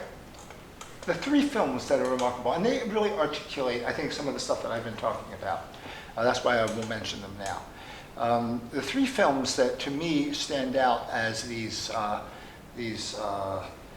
of as being emblematic in his work of the trajectory of his critical thought, you know, are 2001: A Space Odyssey, The Clockwork Orange, and Eyes Wide Shut. Those 3 films. Now, the last one, you know, the first time you see it, you go, oh, God, this is Kubrick. He's really gone downhill. Second time you see it, you go, wow, it's interesting. I missed something. Third time you see it, you think, this is really great. And I totally did not understand what I was looking at. That's how I felt when I saw the film, you know, 3 or 4 times. It just got better and better and better and better. And I finally was able to adjust my expectation to Kubrick's sort of intention, you know? 2001: A Space Odyssey, one of my favorite films. But, in fact, maybe my favorite film. So there's a lot happening in it. And I will trace one argument in it that is one of a number of arguments, but I think a crucial argument in the picture. And what it is to me, as I've described it, Neoplatonism and the flight of the soul, the flight of the alone to the alone, is what Plotinus said. And perspective itself as being a machine that sort of encapsulates the idea, which is both philosophical, mathematical, and religious, that the soul, now we're not, Christians and Jews are not the only people who talked about the soul. The soul is present in so many cultures, the soul, this inner thing inside of us. And what is its job? Is that Delacroix again? Do not tell him that I'm here. The object of us. I mean, you know, on Earth, are we Hegelianly moving in, you know, dialectic towards some kind of spirit, or are we, as Marxists, sort of moving through a material dialectic to a kind of utopia, where all these kinds of problems are solved? Or in Arthur Danto's ways, have we actually moved toward the end of art, you know? Where you can be a portrait painter in the morning, an abstract expressionist in the afternoon, a conceptualist in the evening, and then go to bed and be like Jeff Koons or something, you know, where you can all do it all at the same time, simultaneously? I don't think so. I don't think so. The end of art, I just don't think so. A lot of people cynical about the end of art. Herbert Gamsch, as I said today, would say that the game isn't over, the match is over. The game continues. The match is over. What is the aspiration of our beings? You know, what are we moving toward? Who knows? That's a big question, right? But in 2001, you see a demonstration of the Neoplatonic idea that the I, first of all, the instrument of empiricism, is the thing that is capable of making this flight to the ineffable. In perspective, the I is driven where? To infinity, to a point in infinity. Right? Everything about the perspectival model creates an inescapable web. That when you look at it, when a modern person looks at it, any person after the birth of perspective cannot help but see a recession into infinite space. Okay? So it traps the I into a contemplation of the essential, which is the infinite. Because in infinity is where is the mind of God, essentially. God is infinity. God has to be one. There's only one. There is no division. It is what infinity is. It is everything at once, the maximum maximum and the minimum minimum. It's the place that exists outside of reason, but into which reason is compelled to stare. Perspective reinforces the idea that reason is compelled to stare into this ineffable, unknowable, infinite, right? Now in 2001, something's going on the moon, and some kind of impulse is being detected that's being generated from, I think, Jupiter or Saturn, I can't remember. And so this spaceship goes up there, manned by the computer. These two astronauts that are going to eventually get to the point of what all this is about. So the images are very, very important. They start to realize that the computer is something not to be trusted. Something's going on in the computer. And they go inside of the pod. They go inside of the pod. They're inside of an eye. And they're inside of the eye, and they're having a conversation because they don't want Hal to hear them. But then you see Hal is reading their lips. You see the eye of Hal, the eye, looking through another oculus at these guys inside who are speaking. And his vision interprets without hearing what they're saying. The eye is actually like turning on itself, in a sense. You know? The eye is cannibalizing itself, right? So they decide they have to do something, and Hal's fully aware of it, so he throws a wrench into the works. He kills that one fellow. He almost kills Dave, but Dave makes it back into the spaceship and decides he's got to dismantle Hal. So he goes up there and he starts pulling out those units, those cylinders or things that are making Hal work. And of course you hear the famous, Dave, what are you doing, Dave? Can we talk about this? And it's hilarious. And so Kubrick is just so brilliant because he's hilarious at the same time as he's absolutely sinister, at the same time as he's poignant, at the same time as he's like, he's everything at once. And he can only do this through a very big leap outside of a kind of quotidian storytelling. The imagination has to be large enough to be a paradigm capable of containing this stuff, like Shakespeare's language. That is a big enough paradigm that it contain a million ramifications of possibility. That's great technique. Always on the cusp of failure. Always on the cusp of catastrophe, which we see in like Eyes Wide Shut. It looks like it's about to die, to fall apart, until you see it again and again, and you realize it did not. Like Hal says, I am losing my mind, Dave. I can feel it. I can feel it. I can feel it. So what he's done is he's taking Hal, which is at the pinnacle of reason, where the philosopher is, the love of knowledge, closest to the highest form of Plato. And by removing parts of his brain, he's actually moving him down the scalus amoris to sensation, which is at the lower end of sensation, the terrestrial. The terrestrial, in Neoplatonism, the soul is divided into two parts. And the job of the soul is to make this flight to the one, back to God, right? The lower part of the soul is terrestrial bound. It's sensation. The upper part of the soul is reason. The lower part of the soul cannot make the flight. Only reason can make the flight. But the lower part of the soul helps reason to formulate itself. But ultimately, it's sort of like the fuel in a way, and then reason takes off, left and the terrestrial. Painters were always considered at the lower part of the soul and incapable of making that flight. Okay, that was the big debate between the people who wrote and the people who painted. You still see it now when you get these critics and intellectuals saying and curators saying they know better than what these painters coming your way. Hey, don't talk to me. I know what you're going to do. You're going to promote yourself. Don't talk to me. But nobody's there saying, what are you doing promoting yourself when you're on that sort of rise of the ascent of the curator who won't talk to you on the ascent because you're afraid of being uncool.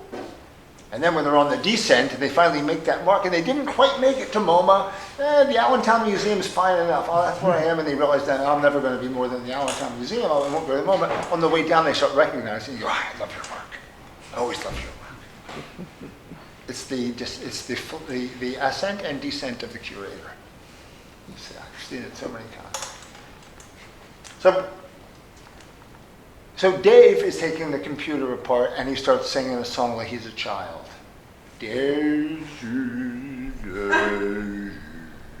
it goes on like that. And so Dave gets into the pod and ejects himself from the thing. And here's where you see the remarkable resemblance to the Neoplatonic eye. First of all, you have to know that Alberti, who wrote the treatise on perspective, his stamp was an enucleated eye, an eye pulled out of the socket with the wings on it, a little optical fly. The eye making the flight, not the reason making the flight. The eye being the instrument of reason. Leonardo, what did he say? The eye is the window of what? The soul. So now we think, oh, the eye is the window of the soul. Cruel, poetic. He meant it. They meant it in real terms. They were saying, as eyes, as artists, as sensual people who use sensate wisdom, we are capable of making that flight. That art is something. So you're getting a bifurcation of this sort of artistic tendency, first merged with science, and then the bifurcation of it into a scientificated manner of understanding things, and the artistic manner of understanding things, which are become incommensurable, right? So Dave gets into this pod, and there's this remarkable scene. First of all, the first thing you see is a blackness. And then you see something in the center. The pod is shaped exactly like an eyeball.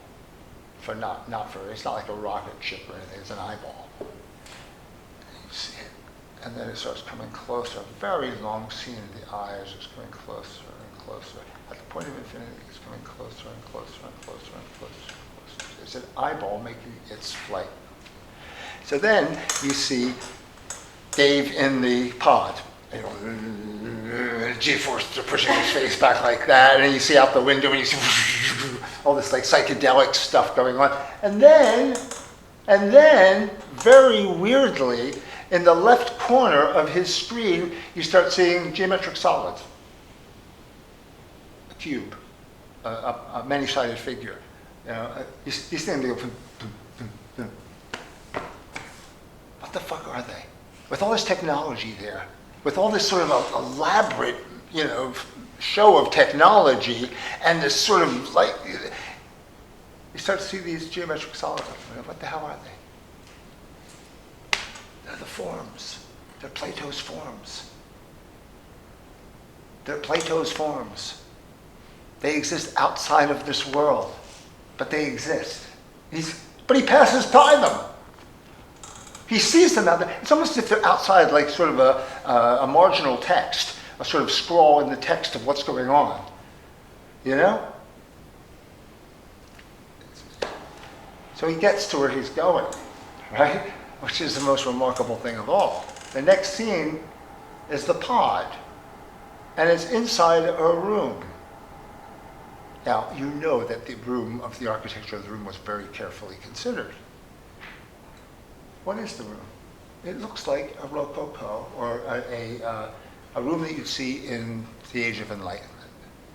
It has that sort of Frenchish look to it. It's not elaborate. It's very carefully considered architecture. Little niches and things in the niches. This is where the pod arrives, and it's all white, and the white pod, and it's in this room. So he steps out of the pod, right? He walks out, and the first thing he does is look in a mirror. When the soul gets as close as it can to the ineffable, Plotinus said it recognizes something not unlike itself. Right? When Brunelleschi did the demonstration of perspective, he drilled the hole so that the eye saw itself reflected back at the point of infinity. Okay? So there he is. He looks in the mirror. He notices that his face is ravaged a bit from the journey, maybe a little older. And then he sort of turns and he sees himself sitting at a table, right? Eating. Just eating. Beautiful. They're just eating dinner in a kind of like smoking jacket or like a robe. And the camera's up above the guy now. And now you see the floor where this guy is. And the floor is lit from underneath perspectival grid. It's a grid. The guy's sitting in the middle of the perspectival grid. You know? Why? He could have chosen anything for the floor, but he chose that. Right? The guy breaks the glass, which is kind of problematic in itself. Everything is one. The glass breaks. That's a very interesting thing. The glass breaks. And he turns and he looks into the room and he sees himself in bed. And he is lying there and he looks up and he sees the slab. This strange slab, right? He's reached infinity, where he's both young and simultaneously old. The maximum and the minimum. So what Kubrick did was he made, with everything else that was along with it, including the critique of reason, you know, he actually made a film that is about perspective to me. And it's contemplating that film that actually helped me to think more about what the perspectival machine was, you know? And then you start reading around it, and you read about who these early perspectivalists sort of, you know, who was in their coterie, and they were all neoplatonists. Have you seen The Clockwork Orange? A lot of you have seen it. Some people watch it, and I tried to show it to my class, like The Eye, the other day, and a couple people that got up and walked out. They couldn't bear it because of the violence in it. And the violence is so synthetic. Yeah, it wasn't as graphic as the eye being slit, you know, but it's a very synthetic thing. That's the whole thing. The first thing you notice about the film, or one of the things you notice about the film, is that there's a kind of 60s pop quality to it, but you don't get it's not like 60s pop like, you know, like Deep Throat is 60s pop, or you know, Mandingo, or these blaxploitation films are 60s pop. You know, it's very intentionally 60s pop. He's not a man who's saying, this is what things look like now, I'm going to make the film like this. He's saying, look at the way things look now, and be remarkable to sort of, you know, bring this into the film as part of the whole subject of the film, you know? So do you know the book that it's based on, Clockwork Orange? You know the book? It's a novel. It was a novel. And the novel was really wonderful. And the guy who wrote the novel was a linguist, as well as, you know, a great writer. What the fuck is it? I can't remember the name right now. But, you know, the words that are used, first of all, in the film are like horror show. You know, that's Russian. Очень хорошо means very good. So it was real horror show. So you get that, and then you get, well, I came to see my mates, and why dost thou think this, my droog? So my droog is friend in Russian. And then to put it that way, like, and why dost thou think that? Dost thou think that I mean, a mixture of like Shakespearean English, of slang, of Russian, of this kind of thing and that kind of thing. And then he says, and then we sat down and had some eggy wigs, but also baby talk. You know? It's language collapsed into a ridiculous mixture of so many different things that, you know, it's a cacophony of effect, you know? Like LOL and OMG and what the fuck and WTF and things like this, and or the word whatever. It means so much and it means so little simultaneously. You know, I mean, it's kind of the way things are going, you know? It's like, I'm the shit. I'm the shit? Yeah, I'm the shit.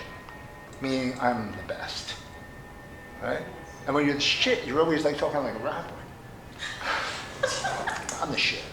Stuff like that. Anyway, so what I'm saying is that you've got this weird conflation of all sorts of stuff happening in a world that has sort of really become unhinged. Unhinged. This was made when? In the 60s? Like late 60s, early 70s? Yeah. And he's describing a postmodern condition with such clarity that you can't believe it. You know? But how does the film open? Now see, this film is, if the first film is based on empiricism and Renaissance empiricism and Enlightenment, Age of Enlightenment, with its discontents. This film is about romanticism and its discontents, right? So how does the film begin? The film begins on the eye, and he only has one eyelash. So it's the monocular vision of Alex, which is one of the greatest beginnings of any film. It still makes me have chills when you hear Henry Purcell's Funeral March of Queen Anne, played on the Moog synthesizer. Dun, dun, dun, dun, dun, bum, bum. Dun, dun, dun, dun, dun. And the camera is moving back from the eye. So now it's perspective, originating with the eye of the subjective eye of the genius, the artist's genius. And it moves back and nods to his drink. In the Korova milk bar with his drugis, And they go out to enact a bit of the ultra-violence. Romanticism, you see the beginning of an avant-garde-ish thing. With the avant-garde, you see something happen. What happened? The ancient regimes collapsed at the end of during Enlightenment. The American Revolution, the French Revolution. The whole system of patronage for artists actually was destroyed, right?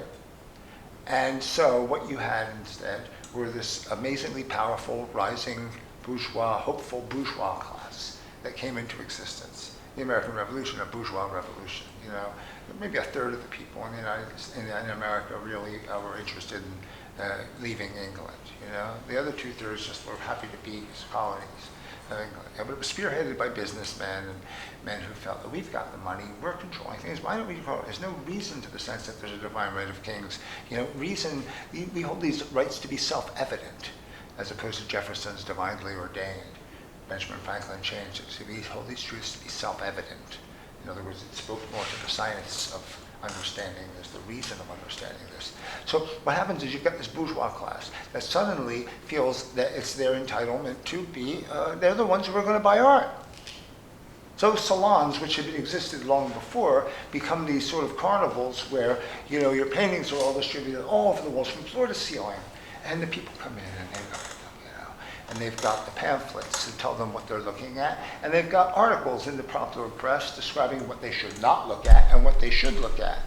It becomes a matter then of sort of the critic is emerging that is going to influence public opinion, and pamphleteers are producing these pamphlets to explain the art to people who don't really understand what they're looking at, who never really understood what they're looking at in any deep way. Okay? So the mechanisms of the sort of power of the artist, the hard-won power of the artist from the birth of perspective has now become usurped by a class of people who eventually become the critics, the curators, and the gallerists, right? And who influence these collectors who are forking the money out for it, right? And the artists start vying for attention at these salons. I'll use a little more red there, a little more blue there. This will be there. This will speak to them. They will love this painting, and prizes are given out. And then there are certain artists who they get the thing into the salon, and then they don't get them into salon. And then people start refusing to allow them to show in the salons, And so they set up their own tents outside. Manet and Courbet sets up his own tent. He says, fuck this, All right? It's the beginning of the heroic avant-garde. And what is the heroic avant-garde based on? Turning your back on the bourgeois. Saying that Manet showed these works and he expected them to be received really well. He was shocked when they were attacking them with clubs, with canes. They had to raise Olympia up because people were attacking and hitting it. He was shocked and he was hurt because he thought I'm going to lay bare what painting has been. That we've always looked. I know you guys are maybe new to the game, but I want to show you that painters have always spoke to painting. Painters always have spoken to the past. Painters always use the language that presented on this mountain of activity that we call the history of painting. And we allegorize the method, and we reinvent it for our times. And this is what we're doing. I'll show you a luncheon on the grass that's clearly taken from the Raphael painting. I'll show you a dead toreador that is actually clearly taken from the dead gentleman or cavalier that they thought was philosophers. I'll show you the Olympia, which is clearly taken from the Venus of Urbino. And this, and the Pfeiffer that is clearly taken from the Buffoon by Velázquez, or I'll show you the Execution of Maximilian, and it clearly refers to Goya's executions or executions. All right, the public hated it. The public hated it. The critics hated it. Hated it. Passed by it. Like Dante and Virgil. Virgil's advice to Dante: pass by them without speaking. They're not even worth looking at. You know? And the younger people were looking at Manet and saying, what the fuck happened? You know? Is it going to be all this shit for the rest of eternity? And so they decide, what do they decide? They begin what I call the fugitivity of the artist, which happens in the classic avant-garde. They run from critical scrutiny, which doesn't understand them and hates them. They run from it and they say, we will make our own world. Right? So proof of that is, one of the quotes is, there are many, there are a number, you can encounter them. One is Gauguin saying, learn to paint from your imagination, then you will find your soul and avoid the scrutiny of the amateur. And the social formation and critical agendas catch up to what they did. What did they do throughout modernism? They changed the code. The code keeps changing. They're there, everyone sort of catches up, it's like gentrification, you know, it catches up, they move out. Oh, wait a minute, we thought you were, oh, okay, you're over there. And they come back, catch up, they move out. Oh, where do they go? Over there. And this idea that artists are ahead of their times. They're not really ahead of their times, they're escaping from their times. They're running away from the idiocy of their times, you know? And all the while, this idea is being placed in the minds of the social formations, the educational formations, the sort of critical formations, the curatorial formations, and the collectors, and many artists, that this is what art is. That it is moving forward. It is the avant-garde. It's going forward, you know? Get on board or be washed ashore, you know? So, in order for something like that to survive, really, because what happens is it reaches a kind of crisis point at the end of the structuralist agenda, which is in a modernism, high modernism with the abstract expressionists. And it enters into a phase of postmodernity, where you get someone like Warhol, who I think is brilliant, you know? But he's the generation where it could still be brilliant, you know? Not the third generation of that shit. Of that stuff, which becomes shit. But in his generation, at his time, it was brilliant, you know? And actually, what he's doing is he's neutralizing the entire event. The critic has finally caught up to the artist. The social formation caught up to the artist. They know now that they buy this stuff, the skulls can buy this stuff on Tuesday, sell it on Wednesday, and make a killing. Nobody's afraid of the avant-garde anymore. These wily artists are under our control, right? So there's no longer this incendiary brilliance that characterized the early avant-garde. Now we've been sort of anesthetized. We've been subject to rehabilitation, not unlike Alex and Clockwork Orange, right? And what is the next move for the artist, you know? The artist has been, you know, is now under control. This wily artist is under control. We know it, and we've learned the lesson of the changing of the code. So why don't we use the idea of the changing of the code to create our own codes so that we can determine where people should think and will think the history of culture is going. If we can control that, we're really controlling what we've learned to be the apparatus of art. If we can control that, we, not the artists, can take it anywhere we want to, and we can actually educate them to take it where it would be great to take it, so that we can benefit from the action. In order for this to work in any kind of market sense, right, the idea of the avant-garde has to be sustained. It has to be perpetuated. But it's not an avant-garde anymore. Because anybody with a mind knows that if it looks like the avant-garde and it smells like the avant-garde, it's not the avant-garde. It's not as we knew the avant-garde to be, you know? But if you can create this fiction of an avant-garde and have it hover over all of our heads as a ghost allegory of the avant-garde, held intact by the classical participants of the avant-garde, the artist who's skeptical, and the artist who's wily, an enfant terrible, uncontrollable, a kind of beast in his own right, you know? But, you know, still capable of this brilliance, unpredictable, you know, kind of dangerous, right? Then the critic, discerning, skeptical, will figure out what is going on, but doesn't have to dirty his hands in the sort of nastiness of that beast artist, and yet can tell you what is the good beast and what is the bad beast. Right? And there's the collector, incensed by this new world of art. So really the big three. The collector really is very important because they start to fund everything. But you've got the fake classic triangulation is the artist, the critic, and the institution. Imagine the artists, the critics, and then the sort of salon, the academy, you know?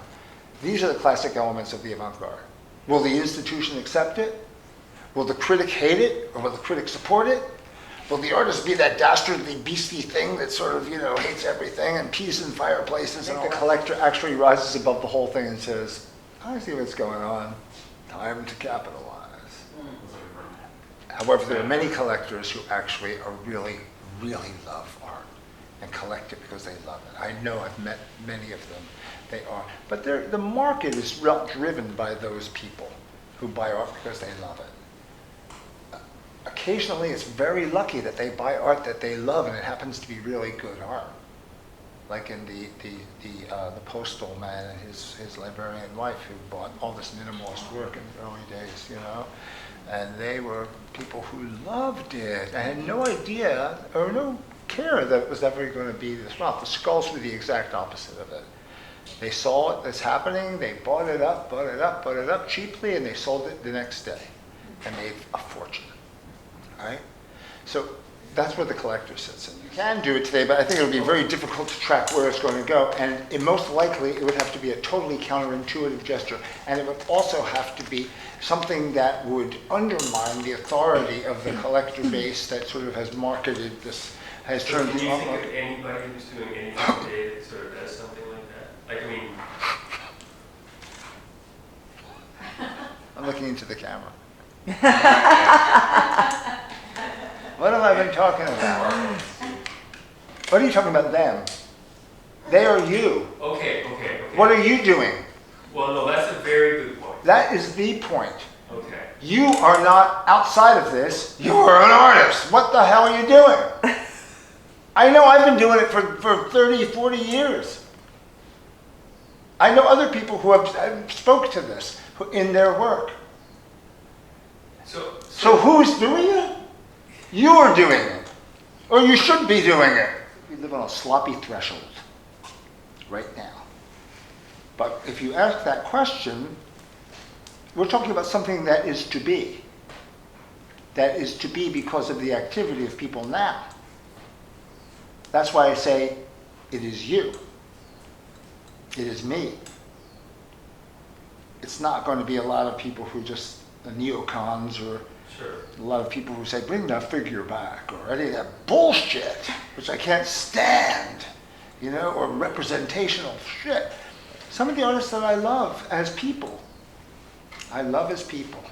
who sometimes, you know, I get to know because they want to, there's a sort of people who work in a particular way, or think they're working all in the same way. I love them as friends, and I really admire them to an extent. I can't abide what they're doing. I'm not going to say anything. I don't want to mention any names about that, but I can't abide it. not just because of ego, or not just because of jealousy or something like that, is that I can see that and even in my own, I can't necessarily see the pitfalls of my own work, but I know that I'm not going there, or trying not to go there. It's really hard. Going where exactly? Going down a path that is not fruitful, that is sort of, that I can see what will be engendered by this, What is the bubble around this work that allows for a number of possibilities within the work? Or is it just a very closed bubble on top of the work that allows for very few? Where does it point as equipment for the future? And where does it just sort of a reactionary, myopic approach to things that it is incapable of really engendering a lot of possibilities outside of the very thing it does, no matter how well it's done. I feel that way. I'm not talking about this sort of having the grand picture. I think that a person can find the picture by digging the dirt beneath themselves and finding the infinity inside of themselves. But when they find the infinity inside themselves, it better be an observatory that they build around themselves and not a prison around themselves. That's the point. How complex do you want your work? Even in its simplicity, complex. There are different battles to be fought. Let's say one battle is the battle of your internal struggle within the painting. Let's say the battle is how do you develop a technical narrative to the application of a material that, frankly, is ancient. But can you think of anything else besides like shitting and fornicating and this sort of thing that we've been doing since we learned to stand on 2 feet? We painted on walls. We're painting still. What the fuck does that tell you? Did we improve the materials with the computer so you don't have to paint it anymore, you can just sort of do it? It's not going to stop us from doing it. It must serve some purpose. It's something in us. It probably is part of us that is as hardwired as grammar, that we have to image something. We have to image something, and the most immediate way to image it is to draw it with our own hands. Right? The most accessible way to do it is to draw it with your own hands if you can't afford a computer or anything else. And you can draw it with your hands with the kind of with a manner of drawing that can communicate incredibly complex stuff. How do you do it? I'm figuring it out every day of my life. There's no recipe for it. It's something we feel our way through with a sensate wisdom. What we're talking about is moving from where we stand to another point that encompasses a great deal more. So it's actually a step toward the place where everything is encompassed all, where every possibility is there, which is infinity. So to make that step toward that thing, rather than use just simply reason or the sort of evidence of the market, the free market, or this and that, we wind up using what Alberti called the sensate wisdom. We're feeling our way toward it. We create our predecessors. In other words, when we do something, we look back in history, a lot of little light bulbs go off. That one, that one, that one, that one, that one, who are now created to include you as part of what they may have been trying to get at. Before you existed and did that and had these lights go off, they represented something else. Your addition to that actually has the potential to activate them in ways that they have never been activated before. And therefore, we create our predecessors. Okay? So all of this is sort of a really schematic run-through of art, ignoring some things, that I think sort of addresses the issue of where we are today and what we have to do today. I don't think we are at a luxury to simply say, I'm going to express myself. simply that. Of course, you may express yourself, and that's fine, and self-expression probably is part of it. Of course, you're expressing yourself, but what is the self you're expressing? How mitigated is that self? How mitigated is it by society, by your education, by your reaction, your own reactionary tendencies to something? I'm not like that. I'm in opposition to that. And therefore, I'm the other side of the coin of that. And, whoa, wait a minute, you know? Think of all these things, you know? Let them fuel your work. Not your brush, obviously, but you're sleeping, you're dreaming, you're going to sleep, you're 24/7 I'm a painter. When you're not in front of the canvas, keep all this stuff in your heads. Keep thinking about this stuff so that will inform you when you are in the studio.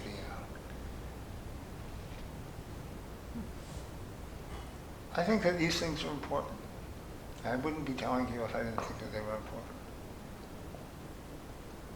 And I'm telling you, in Costa Mesa, you know, the way I would tell it to someone in Tianjin, or I would tell it to anyone, anywhere in any school in the world, you know, if I was asked to speak about it. I wouldn't say, well, I'm going to Costa Mesa, so I'll just do this. No, I will give you it. Anything that I can do to help, anything that I can do to express this to you, I will do.